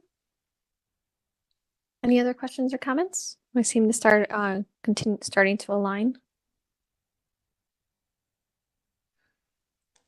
All right, not seeing any additional hands going up. Does the applicant feel like you've received enough feedback from us to continue the development of your design? Yes. All right, excellent. Then, please reach out to staff and they can help you, sort of disseminate the feedback you received related to if you would decide to go and build up the roof. If you would pursue that approach. Okay, thank you. All right, thank you. And that concludes our concept design reviews, administrative reports. All right. Some of you may have noticed that we didn't have any minutes for you guys to look at this this round, but instead we gave you some fun maps to check out and lists of landmarks. So we are proposing to kind of make some changes to the Design Review Advisory Committee process, more the geographies than the actual process itself. But we just wanted to take the opportunity to kind of walk you through what we're proposing and see if you guys had any comments or major objections. So so just an overview, and we went over a lot of this towards the end of last year, but not everyone was here, and 2023 is finished. So just as a reminder, we have about 7,000 landmark parcels in the city of Cleveland. That's comprised of 351 individual landmarks and then 29 landmark historic districts. There is some overlap with some of the individual landmarks being located in the historic districts, but all in all, it comes out to about 7,000 parcels, or roughly 4% of the city of Cleveland being landmarked. Slide. In 2023, staff saw a total of 523 permit applications that we reviewed and either handled administratively, brought to design review, which was the case of 221 of them. And then of all of those, you guys saw 130 cases, which was a pretty substantial year for you guys. Good job. We also at the beginning of 2023 took on the administration of the 7 local design review committees that previously had been staffed by CDCs through coordination with our office, but it was essentially CDC staff setting the agendas, running the meetings, that sort of thing. As we talked about before, we felt that sort of consistency throughout the city and everything was important to just have it here through our office, and having 3 staff people now made that feasible. So this is just showing you the information in another way. You can see in previous years, we've had a few more permit applications, a few less in other years. The cases reviewed by Design Review Committee, that hadn't been tracked until last year. So we don't really know what that looks like, but we can kind of assume that, it's somewhere on pace or a little lower than what we did last year. Hand it over to Carl. As most of you are aware, and I am surely keenly aware, as staffing issues prior to 2022 interesting, and why we couldn't do this. So one, as Dan mentioned, we shipped out the the administration of the local design reviews to the appropriate CDC. And we had up to 9 design review committees. So we've already started consolidating over time. While they did work closely with our office, there were some issues with procedure, continuity of review, along with perceived conflict of interest of having the CDC run the design review committee. In 2021, staff took over one committee after CDC ceased to exist. And then in 2022, a second committee was added after the change in staffing and another one. And we saw that through our staffing of these committees that we could offer a more consistent message as to what was expected for submissions. And by the end of 2022 and early 2023, we had transitioned all Landmarks design review committees to staff administration. As a part of the city planning department's initiatives, staff and key outside partners participated in a SWOT analysis of the design review process. One of the main focus was the membership of committees. This reinforced some existing policies and added some new ones to help encourage different voices to help lead and shape the city. It's included, the length of terms was something that was already on the books. The number of terms I don't think was specified. But this is, you're allowed to have up to 10 on one committee. That doesn't mean you can't ever do it. You can move to another committee. It's just, we need to move people around because there are people with expertise that need to be certain places in certain times.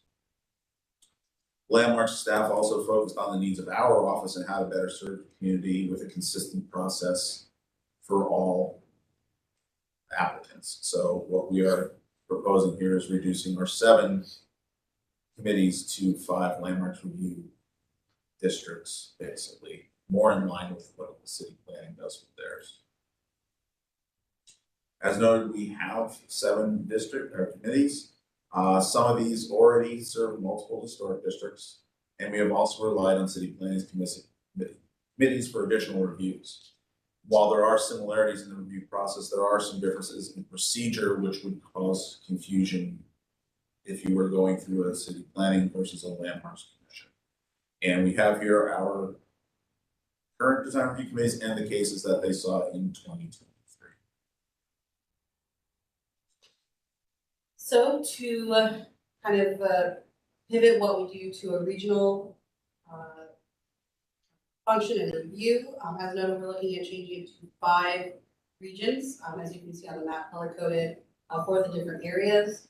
And we, in determining the regions, what historic districts were included, what landmarks were included, looked at a variety of different options, such as our current boundaries of our locally designated historic districts, boundaries of National Register districts, which we don't oversee, but could possibly in the future, or identification of historic areas, planning boundaries that they have and their process with their regional review, as well as the workload and cases for the current design review committees or previous design review committees and the projects that went through that were outside of those borders already. And so we did look at a variety of regions to get the reasons to get to these boundaries. And what we determined is 5, with the starting with the Greater Cuyahoga Valley Historic, which would be in the south, Greater Downtown Historic, which would be serving mostly downtown and midtown area, Greater Northeast Historic, which would be northeast of the city, Historic West Cleveland, which would be the west side of the city, and Historic Ohio City, which is a historic district with the least amount of change boundary-wise, but that is the largest historic district that we have, is the Ohio City Historic District. So that was kind of that balance of workload, caseload versus boundaries and additional projects being added. So to kind of go into each of these and see the individual districts and information included, starting with Historic West Cleveland, which was kind of our pilot combination. In 2023, we combined already consolidated groups. Clifton West and Gordon Square had been consolidated previously, and we combined that with the existing Franklin West Clinton Design Review Committee to create the Historic West Cleveland, and then added in Lorraine Station and Lorraine Variety, which had in the past had their own committee and then more recently had been reviewed by the Far West Design Review Committee for City Plan. And so in that respect, it was already had that example of consolidation, so we consolidated it. And so the change for this group would be going from the current boundaries, which is just the boundaries of the historic districts, which is Clifton, West Boulevard, Lorraine Variety, Green Station, Franklin, West Clinton, and Gordon Square. And you can see those boundaries there.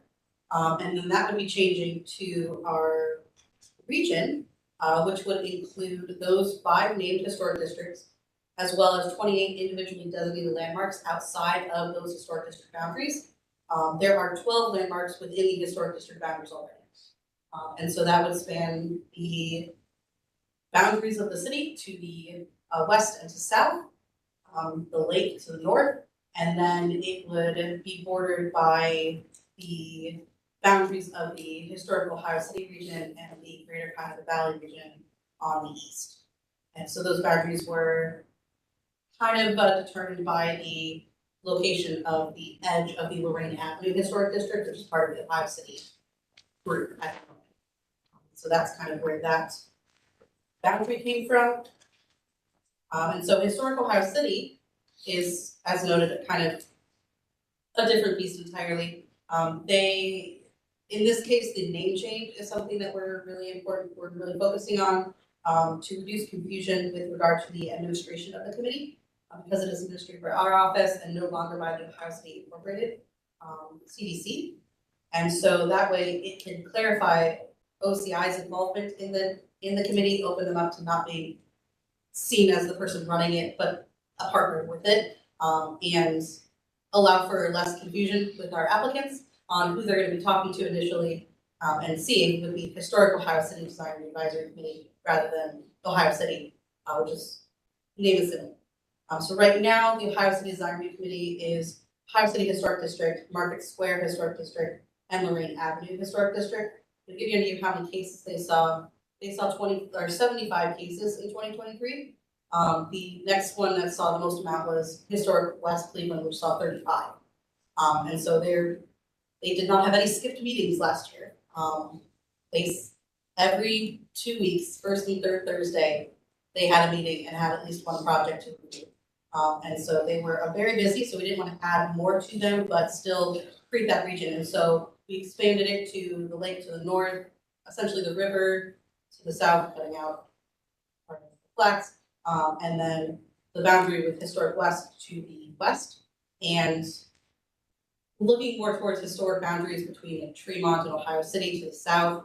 The border to the south follows essentially Train Avenue, not necessarily the railroad tracks, but similar to that. And that includes 3 historic districts, 10 individually designated landmarks, as well as the 16 landmarks already located within the historic district boundaries. Now we're getting to some bigger changes. Greater Downtown Historic would be kind of our downtown area. Right now, it's a conglomeration of a few different historic districts that are seen by different groups. We have our Historic Gateway and Warehouse Design Review Committee. It did not turn out well, apologies on that.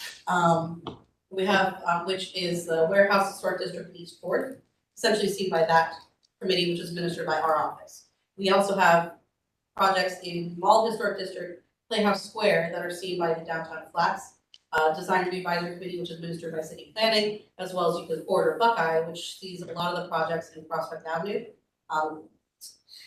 The boundary for the city planning districts is freeway in some cases. So that's kind of looking there. They saw 19 cases in 2023, with 1 case seen by Downtown Flats and 1 case seen by Euclid Corridor. So looking to kind of merge those together, it would include 5 historic districts named, 73 individually designated landmarks outside of the historic district boundaries. And so the boundaries would be the kind of river to the west, lake to the north, essentially East 55th to the east. So we pushed it out as far as we could East 55th. There are a number of properties on East 55th, so we tried to catch all of them, except for a few that would go to others, and then essentially Orange Avenue to the south. Is that both sides of East 55th? After Superior, yes. There's one that's on the kind of western side of East 55th, which would technically go northeast. And that was looking at the boundaries that the current Superior St. Clair design review goes to. That's looking at the city planning boundaries to kind of inform that. But most of it would catch both sides of 55th going to the greater downtown historic. And then they have 13 landmarks within the historic district boundaries outside of their subdivision. Greater Northeast Historic looks very scary, but it's not. This is where a large chunk of change is happening. So right now, we have most of the projects going to Magnolia Wake Park, East Boulevard, Grant Allotment Society Committee, which covers those named historic districts, which is a name that we've been discussing for a while to kind of consolidate in of itself. There's the Little Italy Design Review Committee, as well as projects in the Newton Avenue Historic District, East 75th Ingleside Historic District, and Hessler Road that have been going to Euclid Corridor Buckeye, which is city plan. And so that is all of our northeast districts are all consolidated in this one space. We don't have anything further east than Grantwood, or further northeast than Grantwood. But we have a lot of landmarks. So this area would include the 7 historic districts named, 97 individually designated landmarks. There are 3 landmarks within the historic district boundaries. Now for caseload, because this is such a large change with 2 committees being administered by our office, the Magnolia Wake Park, East Boulevard, Grant Allotment saw 24 cases in 2023. Little Italy saw 23 cases in 2023, and there were 4 cases seen by the corridor. And so it's combining that, even combining those numbers, it still doesn't hit the Ohio City numbers. So it'd be an increase in meetings possibly, or items on the agendas. We don't anticipate there being a large increase in meetings or caseload here, just based on what we've seen. Now, the last one is a large change, which is the Greater Cuyahoga Valley Historic area. The southern historic districts that we have quite a few, are not as busy as our northern ones, for variety of reasons. Right now, we have the Shaker Square Ludlow Design Review Committee, which sees projects in Fair Hill Village, Shaker Square, and Ludlow. We have the Tremont Brooklyn Center, which sees Tremont and Brooklyn Center, obviously, on the western side, and then projects that come forward on Broadway Avenue, Miles Park, Finer Homes, and Arthur Bussey Development have been seen by the Central Southeast Design Review Advisory Committee. In 2023, Shaker had 8 cases. Tremont, the Shaker Design Review Committee had 8 cases. Tremont had 15, and there were 11 projects seen by the Central Southeast. So there was a lot of different movement there. So to consolidate, create the Greater Cuyahoga Valley Design Review Advisory Committee, which includes 9 historic districts that were named, 72 individually designated landmarks outside of the historic district boundaries, and 15 landmarks within existing historic district boundaries. So it is one that looks very wide, but is not as, the caseload is much lower than the other areas. One thing to note is we are looking forward to this change because it'll allow for a lot more variety for our design review committee members when we're looking at projects. There are some committees right now that pretty much only see residential projects. There are some that's mostly signage. And so adding in all of these landmarks, all of these different and varied districts should allow for our committee members to really be able to review and give feedback on a wide range of projects that we can see. All right, so before we open it up to questions, which I'm sure there are none of, just wanted to, I guess, talk timeline and kind of, logistics of how, we're making these larger regional committees, who's going to be on the committees, because we already have Magnolia, Wade Park. Magnolia, Wade Park, East Boulevard, Grant Allotment. That's the one. We already have that, design review committee. We already have Little Italy. So what we're essentially doing, and we hope to have all this implemented by the beginning of the second quarter, is, unless you guys have major objections to any of this, going to reach out to all of the design review committee members and essentially say, if you're still interested in being on a committee, send us your resume. we'll take all the resumes we have. We want to create a balance of, local residents in each of the areas, business and building owners, design professionals, historic preservation professionals, maybe some other, specialty professionals for things we see a lot. But essentially we want to, rebuild these committees and then start utilizing the guidelines from planning, the sort of 5-year terms or 2-year terms, 5 of them, all that. Because it's in looking back, trying to figure out how long some people have been on the design review committees. We don't know when they were appointed, if they ever were. It's not, those records don't always exist for every individual. So we just want to make that, have a firm start date of like, from this point on, we're going to, nominate. Hopefully at the beginning of the year, we can do sort of a mass nomination of like, here are the people who are, up for reappointment, comes to the commission, kind of just like housekeeping every year. You guys make the reappointments and we track how long each person has been on, as well as attendance and that sort of thing. Yeah, so I mean, so that's kind of where we're at now. Did I forget? Oh, yeah, in addition, we're trying to, I guess, make things easier on not only the committee members, but hopefully applicants as well. We've created some checklists for various, like there's a demolition checklist, there's a, just how do you pull a permit checklist. And Jessica, in addition to putting together all of these maps, has been working on putting together these essentially checklists for anything someone might come to into the office for that's not, totally off the wall. So it's like, all right, so here's what you're going to need for your presentation. Here's how it works. Here's the process. Here's everything. Just to make things easier on the applicant because they know what's expected of them, and then to make things easier on the committees because they're not stuck looking at a photocopied scan of a photo. I mean, like just to have thorough presentations makes everything a lot easier. So that's also happening, but we're shooting for later. Well, we're also trying to do the sort of preservation brief type things on a number of items like solar panels, roofing, windows, that sort of thing. But the checklists kind of stand on their own, but are kind of related to all that. So we'll be bringing more information on all that later, but this hasn't been enough to keep us busy.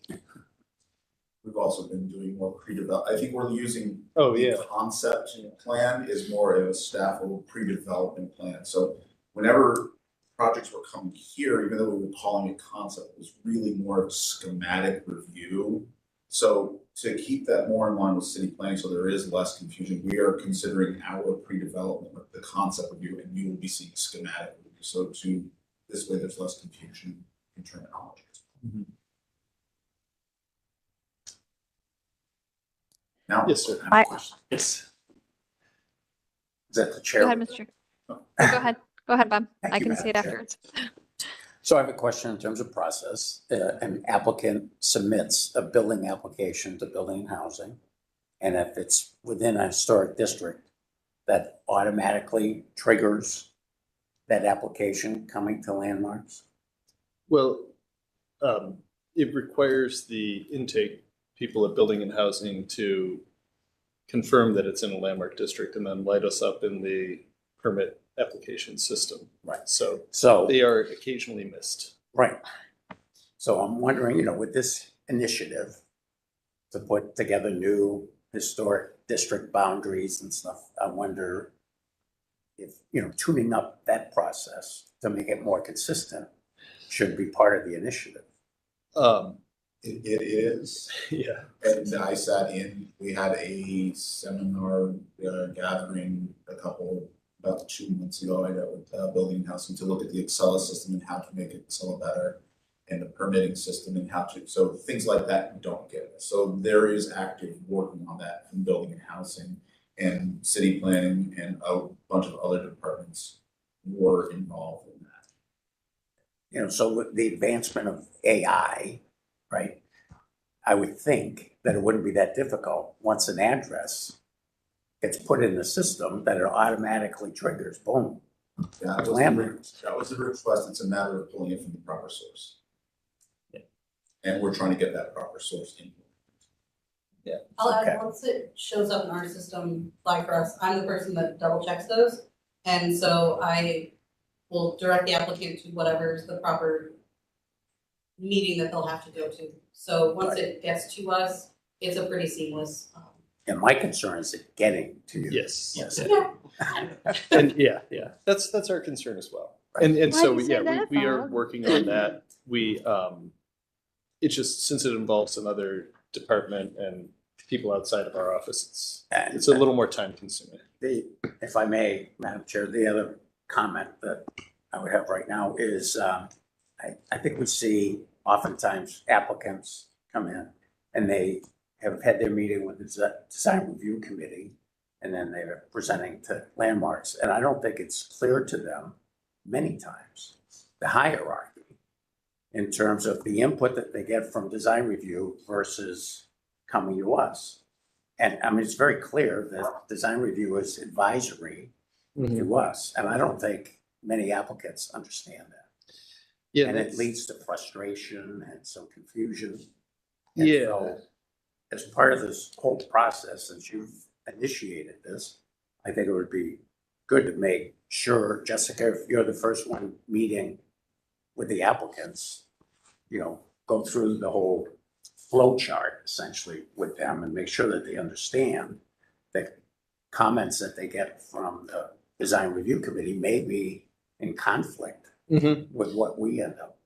Yeah, Correct. absolutely. And that's why when, when someone does reach out, they get that checklist and then here's the process. And then at the beginning of all of our design review committee meetings, our preamble includes, these are not final actions. This committee is advisory to the Landmarks Commission, like almost to a point that feels like beating a dead horse, but maybe they'll catch one of those and listen. The other thing we're trying to refer to them as by their official name more, which is Design Review Advisory Committee. I know it's just one word and one letter in the acronym, but I think that,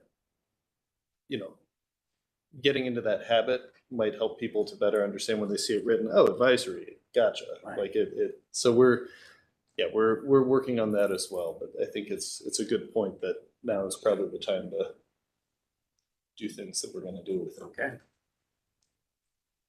Well, I think having, I think this is great, being on the Far West Design Review Committee years ago, and the variety of different projects that, we saw there was nice, because you did get to see a little bit of everything. So I think the bigger zone, helps to make and have that consistent meetings also. I'd be hopeful that this would be in just putting the plug of, updating the website. So this is a little bit more apparent and easier to find. Because I think that's also, part of the confusion is that it's become much more clear on the general planning commission, website, but Landmarks still makes it very confusing. How you find the design review in committee areas and so forth. So, but overall, I think this makes a lot of sense. And I think it's been I'm sure this has been a huge undertaking. So thank you for trying to streamline it for everyone. The city of Cleveland is still going through updates on its website, and we have been content contributors, and although they're moving a lot of stuff, we've been able to adjust a lot of the stuff, and what we are going to be asking for as part of those improvements is our own district maps that you saw here for design review, much like city planning does, and we'll have our own website and when those things meet and all that stuff. So it'll mirror that. So if you go to Landmarks, then you click over here, and that will help, I think, with that confusion in the future. That is on our list of things to be done. I think that'd be great. And then just to what Bob said is, the more we can get this out into the hands of the people who live in these areas, would be really helpful. But overall, I think this is a lot of great work and, thoughtful of how you've consolidated them for everyone's sake. Thanks. I guess the only other thing I would mention regarding the kind of, outreach and makeup of the committees, we have been working with the CDCs, particularly those in the areas where, they were hosting a committee, then we were, but they still kind of had involvement with it. And now it's I guess a larger geography that they're going to be dealing with. We also want to, there was the feeling sometimes that some of the committees almost turned into, subcommittees or committees of the Development Corporation Board. And we want to strengthen that, like changing the name of the Ohio City Design Review Committee to Historic Ohio City, just emphasize that it's separate, it's a landmarks function, it's not part of the CDC. So we also want to, on some committees, there are staff people from the CDCs who vote as committee members, and we want to eliminate that because our feeling is if you're from the CDC, we'd love to have you there. We'd love your input, any community process you went through, all of that, but we don't feel that they should be voting. We also wanted to limit the number of board members from any given CDC on any given design review advisory committee. So right now there's some committees that have multiple board members from that local CDC on there, and it's confusing for people because they're like, oh, I saw you at a meeting 2 days ago. How is this different? So that's another change. Just kind of tightening up who's on the committees and all that. And so we have been working with the CDCs on that, and we will continue to do that and as we continue our outreach. Just from a semantics perspective, I mean, is it worth including, when you talk about, the Historic Ohio City Advisory Committee, to include, to Landmarks Commission or Landmark Commission, Ohio City, Historic Ohio City? Because then I feel like it makes that connection a little bit more visible and present. We try to put historic in each name just to add that little bit, but yeah, it's don't want the names to be too much of a mouthful, but we want it to be clear. Yeah, I mean, I think it does help. I think to help how these connect to this commission. This commission is really the umbrella for all of these other advisory committees. Right, like the city planning design review districts versus the landmark design review districts. Right. So that it's very clear that because I've gotten that question, like, what's the difference? And it's like, well, it's different. Sometimes they overlap, sometimes they don't. Like they're just being able to define those different things would be good. Differences, I'm sorry.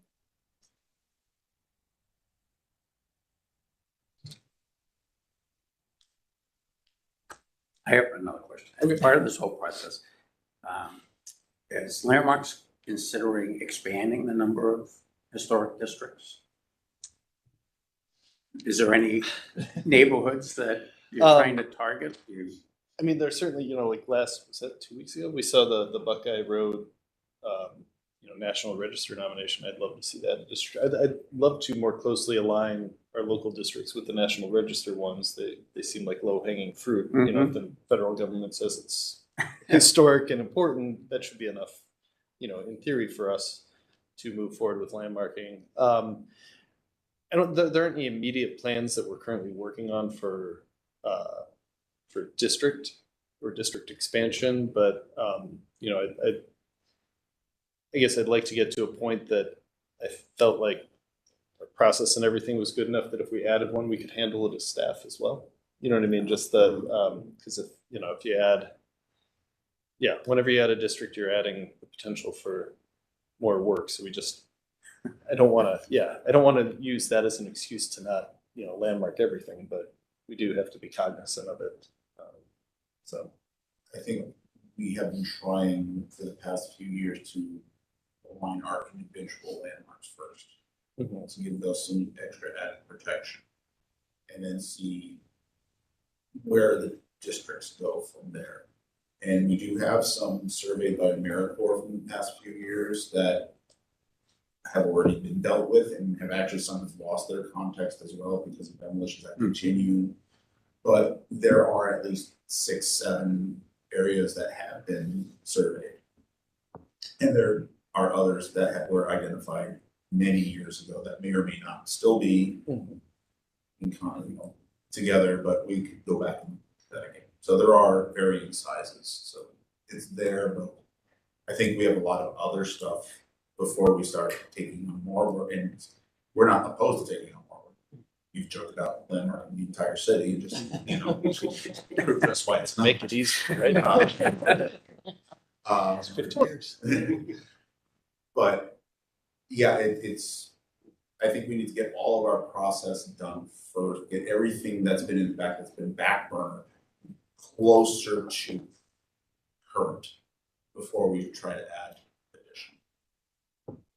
Makes sense. And with the boundaries of the current National Register historic districts, all of them are included within boundaries of the proposed regions, except for the Cleveland Center Historic District, which bridges the river. So that would be the only one that, if it did become landmark, would be conversation of moving borders.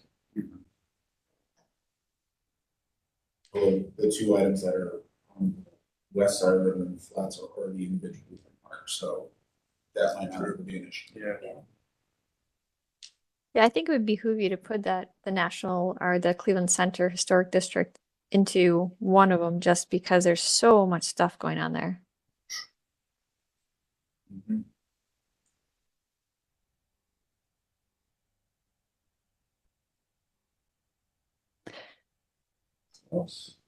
Looks great. Thank you, Madam Chair. Anything else? Not on the administrative end. All right. Well then, since it's 1 o'clock, I think we're gonna adjourn for today and see everyone at our next meeting in 2 weeks. Carl, you always keep me honest. 3 weeks. Is that right? 3 weeks. Yeah, the 14th. 3 weeks. All right. Then we'll see That'll everyone in trip us 3 up to the weeks. next 2 weeks. There you go. All right. Thanks everyone for coming in person. Sorry I wasn't able to join you, but look forward to seeing you in 3 weeks. Thank you. Have a great day.